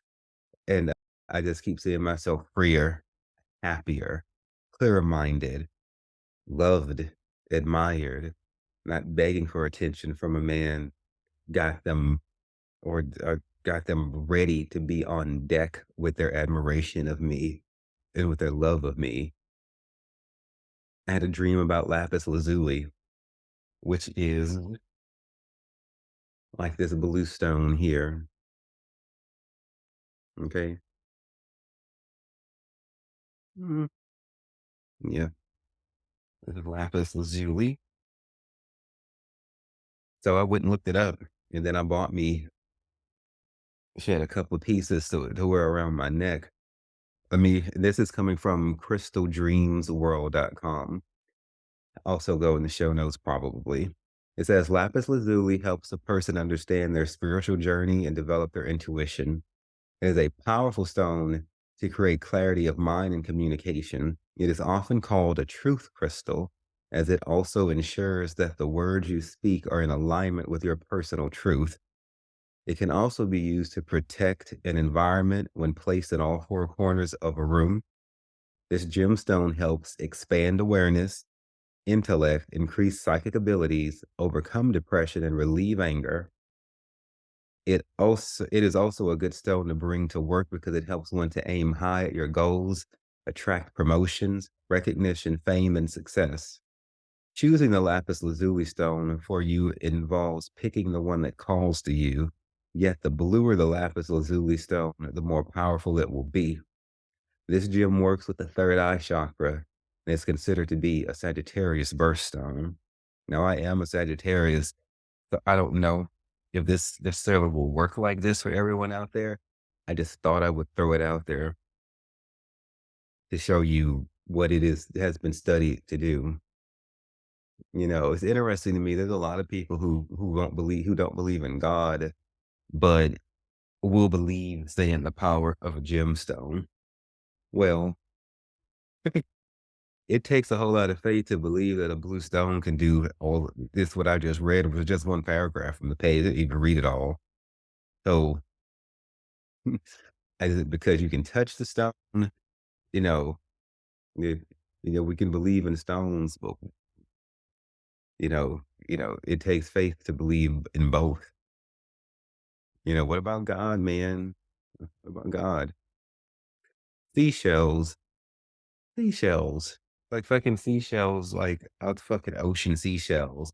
When I was in Mexico and buying souvenirs for other people, I noticed like a bag of seashells that they had for sale too, and I put my hands in those things, and the vibrations that I felt off of them was so tantalizing and titillating that I bought the seashells home with me, and the spirit had me put them in different places in my house. That if you look up the spiritual meaning of seashells, seashells are kind of like, well, you could think of them as like gemstones of the ocean, perhaps, in a way. But I guess not really because things used to live inside of them. So they really wouldn't be like a gemstone.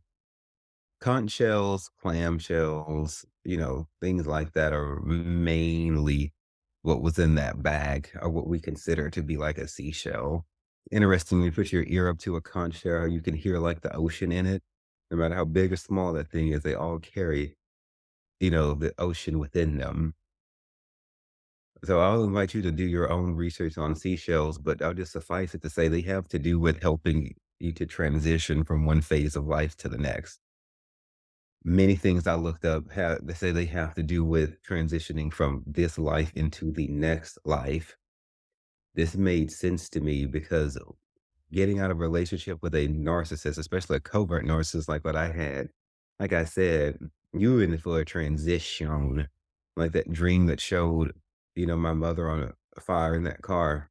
Intense transition where nothing was left. So from this lapis lazuli to these seashells I now have perched all up around my house, whatever I can get my hands on to help smooth this transition along. Thank God for finally Thank God for putting it in my path when the time was right. So get y'all some seashells, and that is not sign specific, just seashells work. And then anything that's been in the ocean like that, salt is a very purifying thing. Salt is one of the few things on this earth that cannot be corrupted. Maybe if you wet it first, but in its natural form, nothing fucks with salt. Nothing like grows in it or no shit like that. Not that I know of. So, like, you can eat seafood to help cleanse your system because of the natural salt that the things that have lived in the ocean have in it. And so I could see a seashell being super like cleansing the fact that it's been in salt water. Salt water is super powerful. There is some correlation possibly because like if spiritually looking at, say, like the sand where you find a lot of seashells in water. Water is like more like your subconscious mind. Sand is more like your conscious physical mind. There's transitions there in between like life and death as well, or conscious and subconscious. It's an interesting area and field of study just with seashells and sand and beach and water alone, spiritually speaking. I found it healing to reach out to other hurting people, even to the people suffering from narcissistic personality disorder. It's a very, very interesting dynamic to say, like, now have forgiven my ex. Okay. And the spirit has begun to come to me in dreams and show me problems that my ex is having. Okay, this just started happening within like in the last weeks. This is how I know I'm healed because until I was healed, the Lord could not come to me to deal with any kind of problems on behalf of my ex spiritually. I don't hang out with my ex, don't talk to him. It's not like, how's your day going and shit like that. It's like, okay, this is what the Holy Ghost said. Okay, because you're out there fucking up. Okay. so So the spirit is saying this. If you choose to do it, great. If you choose to keep going down your path out there doing whatever the hell you're doing, you've been warned. This is how I know I've forgiven him. I ain't bitter or nothing like that. Okay. And I know I said you might not be able to help the one who hurt you. And I said to turn away from the narcissist in your life, and you must turn away from them. Otherwise, how are you going to be made whole? If you never can help them, they are no longer your responsibility. But I am a minister. I am, a dreamer of God. And so if the Lord shows me somebody, even if I consider them to be my enemy or whatever, I am not about to be like, oh, well, I'm not going to do anything because I don't like that person. No, he either did everything in his power to destroy and hurt me, but I'm over the shit. Okay. So the spirit is trying to deal with him and help him. And the Lord is channeling that through me. Okay. I'm the only person in his life who is close enough to God to hear God speak because his friends don't call on God. His parents have a shaky relationship with God.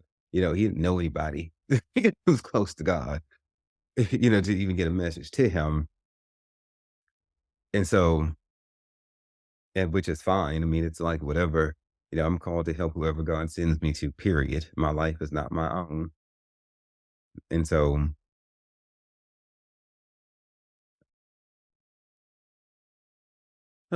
speaking of him, if I were to ever have a conversation with Ethan, I would remind him of what I already told him before months ago. You know, it's like when we were in our relationship, I would tell him shit. He would rebel, which is as a sin of witchcraft. We discovered from reading the 15th chapter of Samuel, Lord, the way Samuel read Saul fulfilled Jesus. But I would tell him shit. He rebelled, and then just to end up doing it anyway. It being like, "Oh, you were right." I'd be like, "I don't know why you're fighting me. I'm not your enemy. What?" Okay. And so again, I told Ethan this months ago. I said, Ethan, go back home. Go back home to the state where you come from because you have no support group here. He had that with me. Actually, I'm gonna talk direct to Ethan, just in case tuning into these episodes these days. Go home. I don't mean to like get out, go home, but I mean like it's a warning, go home. Evangelist Nelson tried to give me this same warning before I was homeless and lost everything. I was sitting there in Houston, dealing all these drugs, then got HIV, already had hepatitis B, didn't know how the fuck the shit was gonna go, thought I was gonna die. She called me, she was like, "You want me to send somebody to come get you?" I wasn't on probation anymore. The first case I caught had gotten no billed and dismissed by the grand jury. The Lord had cleared a path for me to just literally pick up and just go back home. I didn't have a job. I had quit the job I had because I didn't want to go up there and kill people working at the substation electrician at Centerpoint Energy on that high power voltage. And I didn't. I was like, no, I wanted to stay. I didn't want to go home and feel defeated or like I was a failure. Okay, that had already happened. Okay. It was what it was. So, but Evangelist Nelson was right. I should have just left. Instead, I stayed with not a real clear plan on improvement or anything like that. And eventually I ended up losing every damn thing. And guess what? I ended up having to do what Evangelist Nelson tried to get me to do in the first fucking place and go back home, which was the first was from Houston, Texas, back here to Baton Rouge, Louisiana. And had I listened, then I still could have kept my Mustang that I had. I could have kept all my clothes and wouldn't have had to rebuild from ground up. the very least, I could have delivered all of those things to my parents' house, and if I still insisted upon going to act the fool back in Texas, okay, well, then at least I wouldn't have lost every goddamn thing in the process. You know, I was hard-headed, I didn't do what the woman said do, and it cost me everything that I had, and damn near cost me my life too. But she was back here praying and standing in the gap and coming in between death and me. And so I give you that same warning, Ethan. Go home. Like your mother loves you. I talk to your mother every day. I talk to your mother 7 days a week.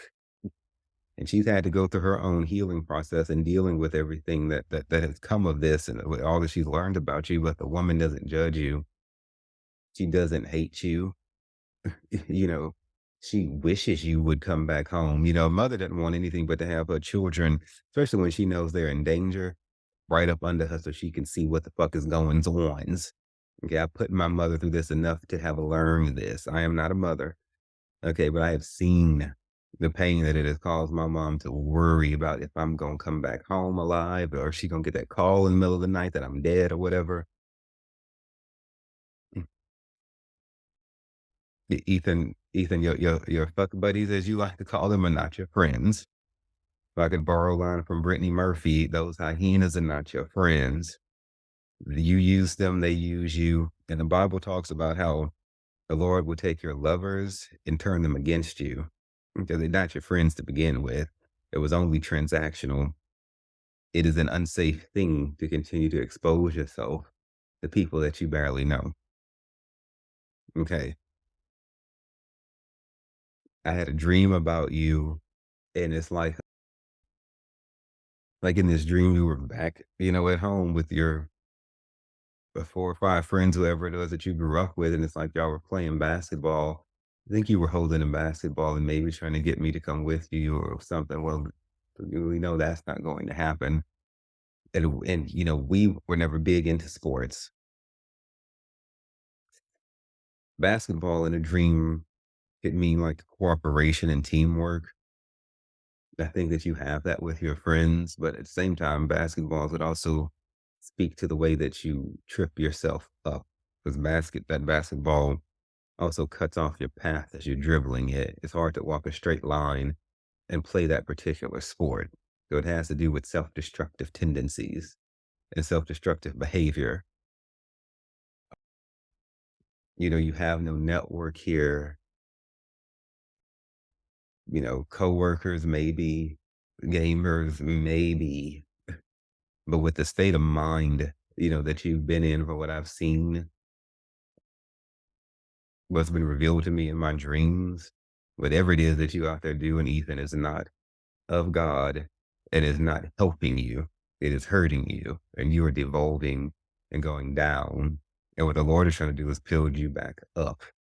He's not going to fight with you always.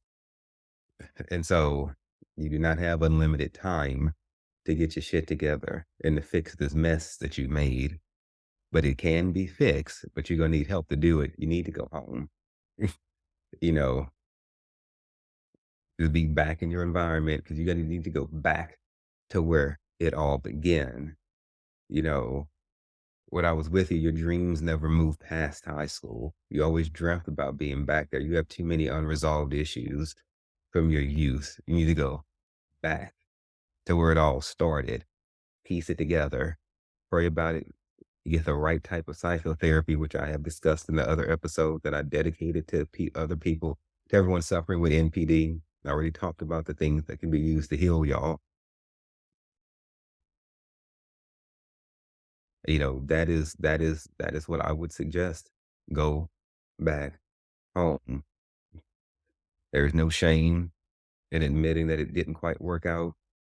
You know, we're not together. You no longer have access to my friends. You no longer have access to the things that I had given to you. I took all that back. So you're basically just sitting here by yourself. You know, you get in trouble, another flat. If it happens, you need help. You can't call my parents to come help fix it. You can't call my parents to come get you from New Orleans if you done gone down there and gotten too drunk and acted a fool. You can't call me. You can't, to come get you out of like a trouble like that. So, and again, going on apps and meeting people to sleep with and doing things like that don't get you real friends. You should know that by now because that's what you did, you know, all throughout college. And you don't have one friend from college, but you have a litany of people who you can go and sleep with from college. This is not the way to live. I'm not saying this to shame you, but I am saying this to say, okay, we got to do something different if we want to get different results. Trying to negotiate with it and say, well, I'm just going to do the same destructive thing a little bit less is no deliverance. Unless you can pull away from whatever it is you've been doing, and definitely that thing still has control over you. But God has power over these things. It's not playing with the devil. It's not playing with your life. Settle yourself and go back home and work with the people who actually truly care for you in this world. Don't lie to them. Tell them everything and begin to work yourself into a new and true existence such as you've never felt before. And then you will feel incredible for the first time in your life. Now, let's talk about drugs, man. Drugs. Ayahuasca. What we got here? Ayahuasca, tobacco tea, and LSD. How are we going to close this thing out? This description comes from the Alcohol and Drug Foundation's website. What is ayahuasca? Ayahuasca is a plant-based psychedelic. Psychedelics affect all the senses, altering a person's thinking, sense of time, and emotions. They can cause a person to hallucinate, seeing or hearing things that do not exist or are distorted. Ayahuasca is a decoction or concentrated liquid made by prolonged heating or boiling of the Banisteriopsis copy vine with the leaves of the Psychotria viridis shrub, although there can be a variety of other plants included in the decoction for different traditional purposes. The active chemical in ayahuasca is DMT, dimethyltryptamine. It also contains monoamine oxidase inhibitors, or MAOIs. Ayahuasca has been used for centuries by First Nations peoples from contemporary Peru, Brazil, Colombia, and Ecuador for religious, ritual, and therapeutic purposes. What does it look like? Ayahuasca is a brown, reddish drink with a strong taste and smell. Yeah, it almost tasted like they had mixed ours with like chocolate or some shit like that. And so this shaman mixed it up. We drank it, and a couple hours later, he had like a special brownie, basically some pure chocolate he had got out of a tree somewhere and mixed ayahuasca with it. That's how you like bumped up, especially if you weren't getting the experience you thought you wanted. Most of us actually fell asleep, after receiving the first dose because this shaman was not the type that really likes to lay it in hard. Because ayahuasca has a reputation of being quite intense, but does not have to be intense. And this shaman believed that a gentler approach is still an effective approach. So he did not give us high doses of DMT at all. Some people did report seeing things. I heard everything. I heard some guy saying he thought he had got taken up in a spaceship with aliens. Believe it or not, I don't know. I have found that the way my mind works, as I see so much all the time in my dreams, that I have a highly visual mind and imagination. I'm not gonna like see some shit that's not there or like hear anything that's not there. More than likely, it's like I take the substance and then whatever healing will be manifested later through my dreams. Okay, that's the way it goes. However, when I did have my eyes closed during the ceremony, it was like I can't even say I don't think I was dreaming or something, some space in between consciousness and dreaming. I saw like how humans represent like the grim reaper, like the guy with the the whole reaping spear thing. Because going through psychedelic experiences can make you feel like you're dying. That's why that happened. This is known, but you don't die. you always come back, from, a guided psychedelic experience like this with a leader. So we're in like, we get there, it's 20 minutes south of Puerto Vallarta, kind of like in the mountains of Puerto Vallarta. It's like very mountainous. So you go up a little bit of a way. We do this thing called temescal, which is basically like a hot sauna. And you sit in a circle in this little hut, you're sitting there and they take big ass stones that are like red hot. There's like this incense. Everybody grabs it, sets their intention, whatever they're trying to release. In psychedelic healing, you're always thinking about, I want to close this door, close this pathway so new ones can open. I'm doing this to close this off so that something new can manifest. Yes, that's a general mindset that you want to be in. So we take this incense and we throw it on the fires. They take those same coals that everybody manifested, whatever their desires are, and put this in the center of the room. You have this old abuelo, this Mexican grandmother. Oh, she has like these deer antlers, like that stag from Shadow and Bone. Okay, these huge as stag antlers, and she's scooping up this red hot coal with the antlers and throwing the water which she's blessed and prayed over it. And they do this 3 or 4 times, and they close you in there. Once you're in there, you can't leave because people start to have or can start to have, like, emotional things happen to them, and then you can't run off like that. The shaman's gonna keep you in there so they can exercise your ass, basically, and get that demon up out of you or your emotional trauma that has been laden within you deeply. They're gonna extract that shit. If it starts to come out, they're gonna let you run.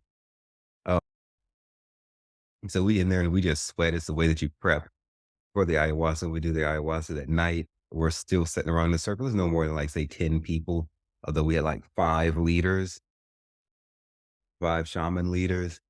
And so you have your own like little inflatable mattress cot thing. You're sleeping in a circle because once you start the ceremony, you can't go like back to our like rooms until sunrise. Okay. Because they don't want people wandering off and shit like that. And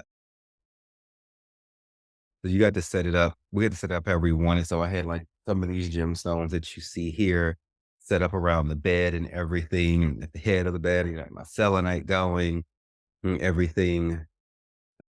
I don't vomit. There were people who were vomiting. They handed out the vomit buckets and everything. I'm not surprised because I knew I was going there to heal from this breakup. And so I knew this shit was deep within me. It took me a long time just to start crying about it. You know, I loved Ethan very fucking hard. It was hard for me to walk away from him. And so I knew that this was going to be like a challenge, but that's why I flew my ass down there, you know, and set aside funds that I really didn't have to go and take this trip and to do this because I was like, this is like life or death. I need something to help me. And so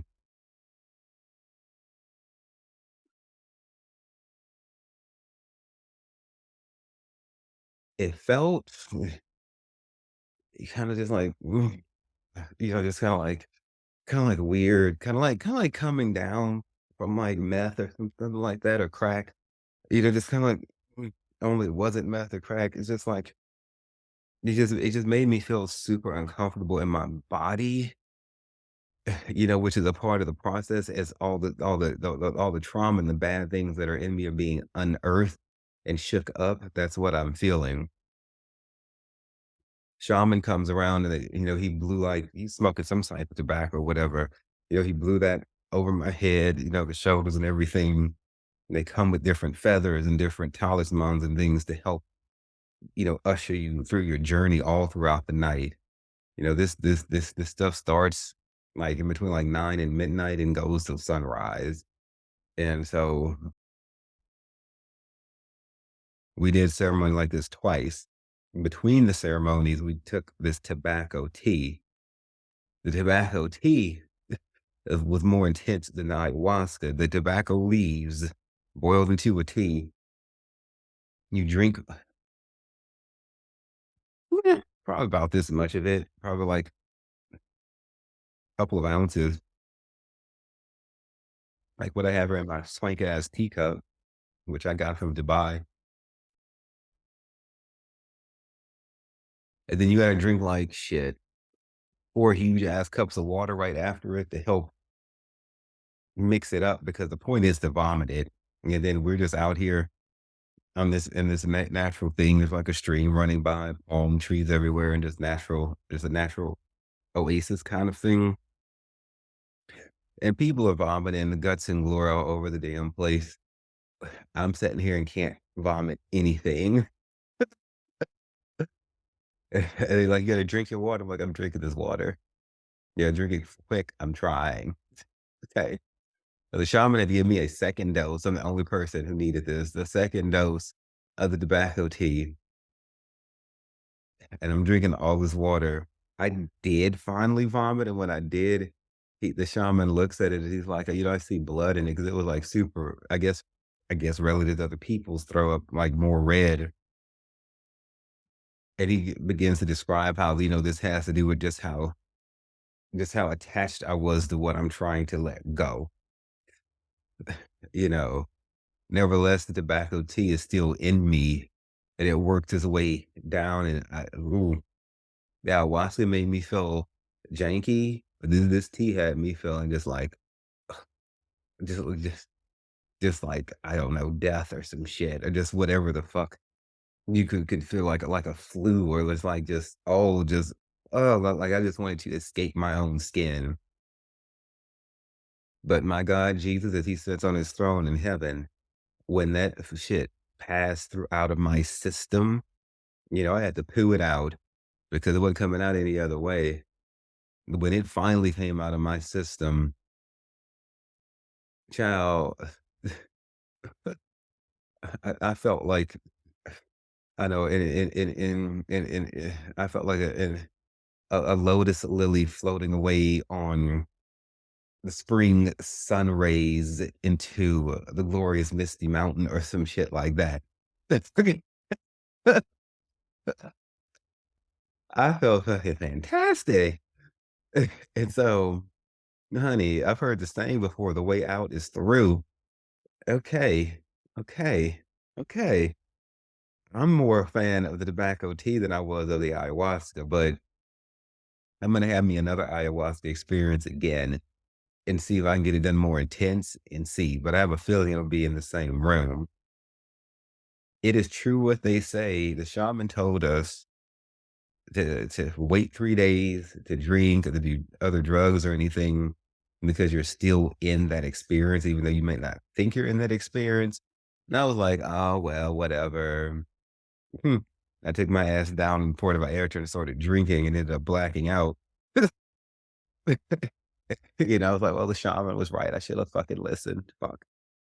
So, because you also eat like a bird. Like when you're on this shit, you don't want to eat and they don't let you eat. So no like heavy proteins. We ate like trail mix, grains, oats. We had mushrooms and like salad and shit. You definitely lost a lot of fucking weight up there. Definitely lost a lot of damn weight. And, you're just throwing up and shitting and sweating and crying and pissing, and you ain't really worrying about having a nice meal. You're going through some changes, emotional changes. You're like, "Look, I ain't worrying about eating right now, fuck." And so and so not highly hallucinogenic for me. I didn't hear voices, besides seeing Grimmy, show up, which was really fucking freaky. You know, it's just a healing atmosphere, sitting in that circle of people and you got the candles going. This room had a strong spiritual center in it where we did this at. And if you walk into the center, it's like your voice would change and become more cacophonous in nature and things just because of the natural energy that flows through it. It was quite fascinating. Um, Al Ali Padilla, the lady I was telling you who consults with the 7 archangels, the person who's helping me to break the psychic connection in between myself and Ethan, was one of the shaman leaders there. That's how I met her. And when her and her partner walked in the room, they carried themselves with such authority, you know. They weren't the main shaman leaders, but I was looking at them like they were. Oh my god, and they smelled so damn good. Both her and her husband, and she was, oh, Jesus Christ. And I mean, her hair, the way it was slicked to the side and kind of purple and done. Bitch, they walked up in there like they own that bitch. Okay, and that's why I was like, I need to consult with you, privately, because bitch, you most people do not command my attention like that, you know. But they walked in there like undoubting nothing, unwavering, going forth, conquering and to conquer, you know, as the spirit of Christ prevails over them and was working with them, he gave them that same conquering power that the Lamb has, as it is spoken in the book of Revelation. Them people are strong. And I was very, very impressed by the way they carried themselves. And so, like I said, I'll be putting her contact information in the show notes. Let's talk about some LSD. LSD, lysergic acid diethylamide, if you want to get technical with it. That's what LSD stands for. Now, this little blurb here I'm going to tell you comes from Wikipedia. So, LSD was first synthesized by Swiss chemist Albert Hofmann in 1938 from lysergic acid, a chemical derived from the hydrolysis of ergotamine, an alkaloid found in ergot, which is a fungus that infects grain. So, yeah, LSD is basically fucking mold. LSD is considered to be non-addictive with a low potential for abuse. Despite this, the United States government made it illegal as part of the war on drugs after experimenting on people with it doing something called MKUltra or MKUOTRA or however the fuck you are supposed to say it. And basically, that was some sort of like twisted and illegal fucking CIA experiment where they were using LSD to see if they can get people to confess and shit. That's why after having been in the military, I don't recommend the military. I know some people are just gonna go anyway, but just know that the bastards are gonna lie to you.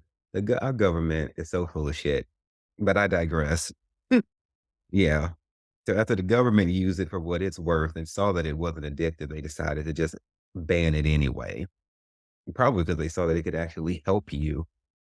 so so LSD and MDMA and all these things are making a comeback.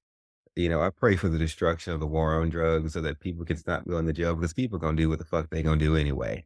There's no reason to go and throw people in jail, especially if you're gonna put them in jail and then not do anything to rehabilitate them.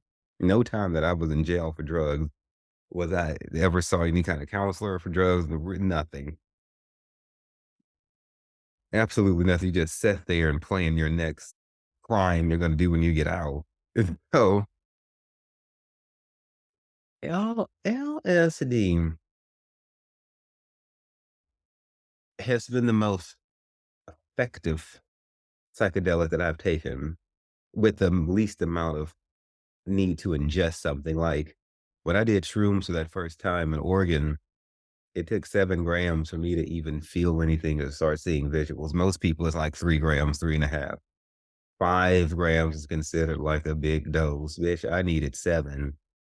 And so I'm thinking my mind just wasn't ready to accept certain truths or facts or maybe, no, I'm pretty good. Maybe this wasn't ready. I don't think my mind was ready to let go. I consider myself to be somebody who was married to the truth and loves a good, cold, truthful answer as opposed to a sweet, warm lie.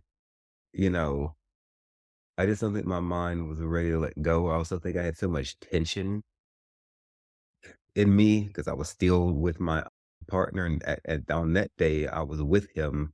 That had brought him with me to the ceremony. But so maybe that was it.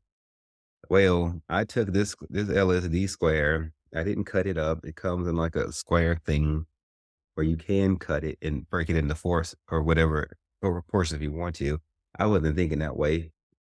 I just took the whole damn thing. It like shit. 20 minutes later. fuck, shit I was looking at started to do its own thing. So like the patterns in this gold patterns would have been moving by itself. The marble or granite countertop at the club I was at, the shit started moving around like little ants. I was looking at people's tattoos, and like somebody had a tattoo of like a sun with like an orange yellow rays, and the fucking the rays are like moving, like the tattoo is just moving over their arms by itself. Bitch, I'm here for some lysergic acid diethylamide, bitch. Give me some of this LSD. This shit cut through every layer in my brain, in my psychic, conscious and subconscious and everything. I don't know if a part of this had to do with me still being within the same week of having done the ayahuasca and all of that. You know, I don't know if it would have been as strong, but nevertheless, it was what it was. I went to, a club there in Puerto Vallarta where I was tripping balls on acid, and the bass, mm, the bass in this club was so damn fierce. It always is, but this bass, it's like God had the right music playing at the right time for you to be in there experiencing this acid, this LSD. It's like that bass, I felt it. It's like it was rearranging and like the internal heartstrings in my fucking heart. It was like it was giving me an internal heart massage. I felt it. It rearranged some things. Okay.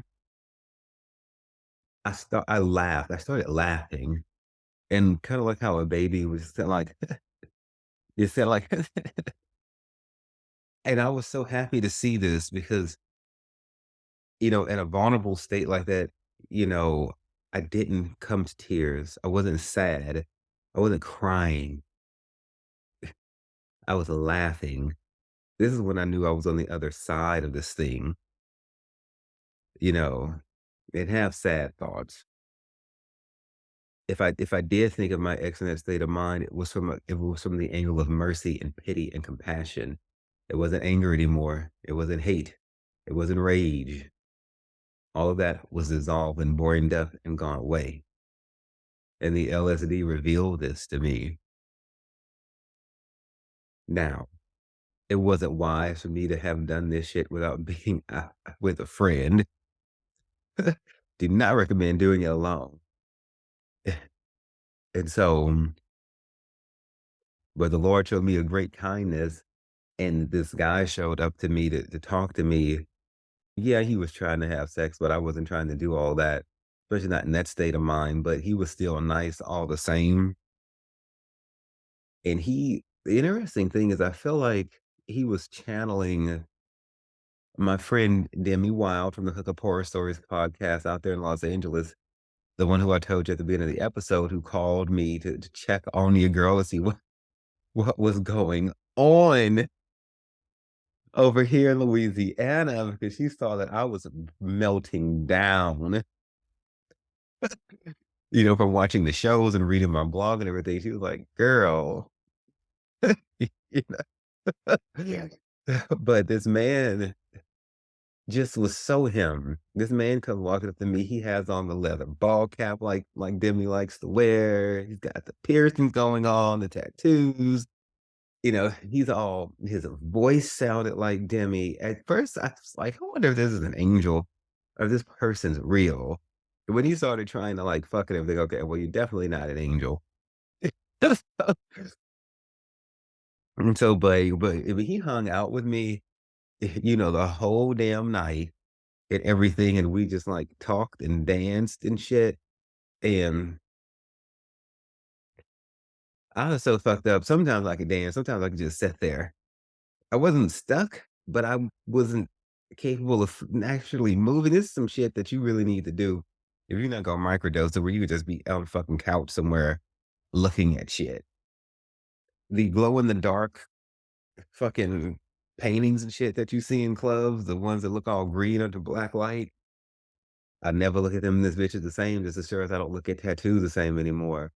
all them hoes was moving by themselves. I had palm trees in my phone that like from California in there. I looked at my phone, the damn leaves looked like they was swaying in the wind and shit.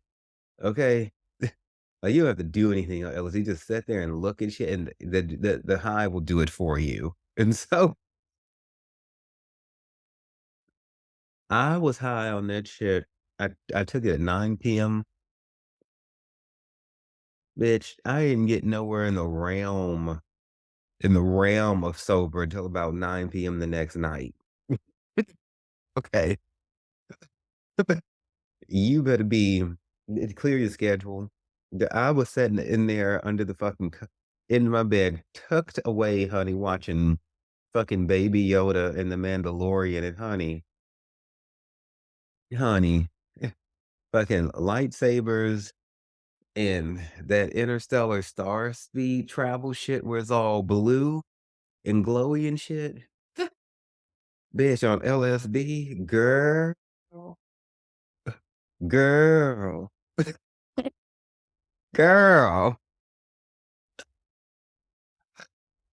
bitch. I got my fucking life, and then I got the fucking munchies like a motherfucker, and then, but I didn't have like a motherfucking come down, no. I didn't feel bad. I didn't feel drained or, like, malnourished or nothing like that. I was just high as a motherfucker, and then I was fucking hungry. And so, I would do LSD again in a long time, in, like, a while. That shit is powerful, very fucking powerful, and while it's not addictive, allegedly, your tolerance is said to raise quickly on it. In which I took, I guess, a high dose. Asked the dope boy, who I got it from, what the dosage is. He's like, "I don't know." I like to thanks, motherfucker, that doesn't help me at all.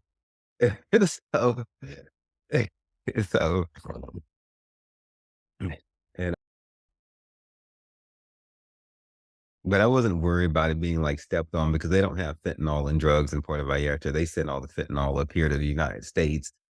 The Jalisco cartel does a fantastic job of ensuring the quality of their narcotics that they put out on the street to the people of Puerto Vallarta. Everything is in the same bag. So if you get LSD or crystal meth or ecstasy or Molly or what the fuck ever from homie over here, it's gonna be in the same bag. They have little prints, patterns on the bags. Things are color coded and shit. It's gonna be the same one no matter who you go to in that city. It is all regulated by the cartel, and they do an amazing job of both keeping the city safe and keeping their drugs pure. All they want you to do is come there, spend money, have a good time, hopefully don't hurt yourself in the process, and just keep it peaceful. Come back and do it again sometime. It's really just that simple. And so my favorite out of all of these would definitely be the LSD. I need a second opinion on the ayahuasca and have a more intense experience to tell you for sure, but I do believe that she was effective.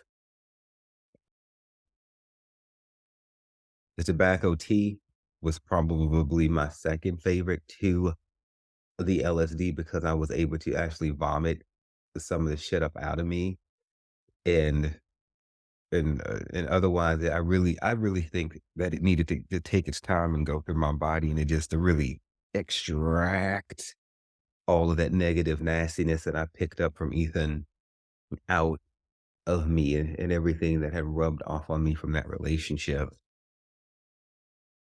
So, a combination of prayer, psychotherapy, hypnotherapy, psychedelics is what has brought me to this day with God being at the center of it all. Like I said, I'm going to write a blog to talk about all my breakup music, songs, and everything like that. Yes, Taylor Swift will be all up in that bitch. And the website is sexdrugsandjesus.com. Let me know your questions, comments, and concerns. And don't forget that donate button up at the top right hand corner. I work hard to keep this podcast free. As far as I'm concerned, it always will be. we're getting ready to switch platforms soon, so you might start to hear some advertisements come in there soon because all of you lovely listeners, the listenership has increased enough for me to be in a position where I can start to get advertisements on on my podcast now. So thank you all for listening and supporting and for sharing this with your friends. So again, my name is Devanin.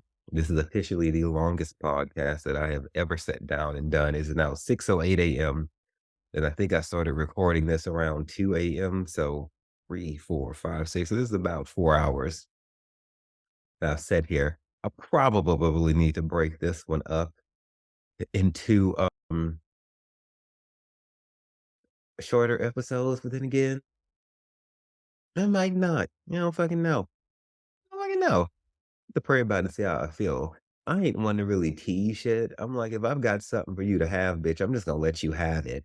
And if you feel like it's too much, well, then you can break it up or yourself. But here it is. I did what I did. So I don't think it's best practices, but I don't follow best practices anyway. I'm gonna do this thing the way God told me to do it, and that's the only way it's gonna happen. Anyway, shit. I guess I'll try to go to bed or whatever I can do, at 6 o'clock in the morning. Hell, I'm up now. Anyway, I love all you beautiful people. I'll just say good morning to y'all and sweet dreams for those of you who are dreaming as I speak. And I will talk to you all soon.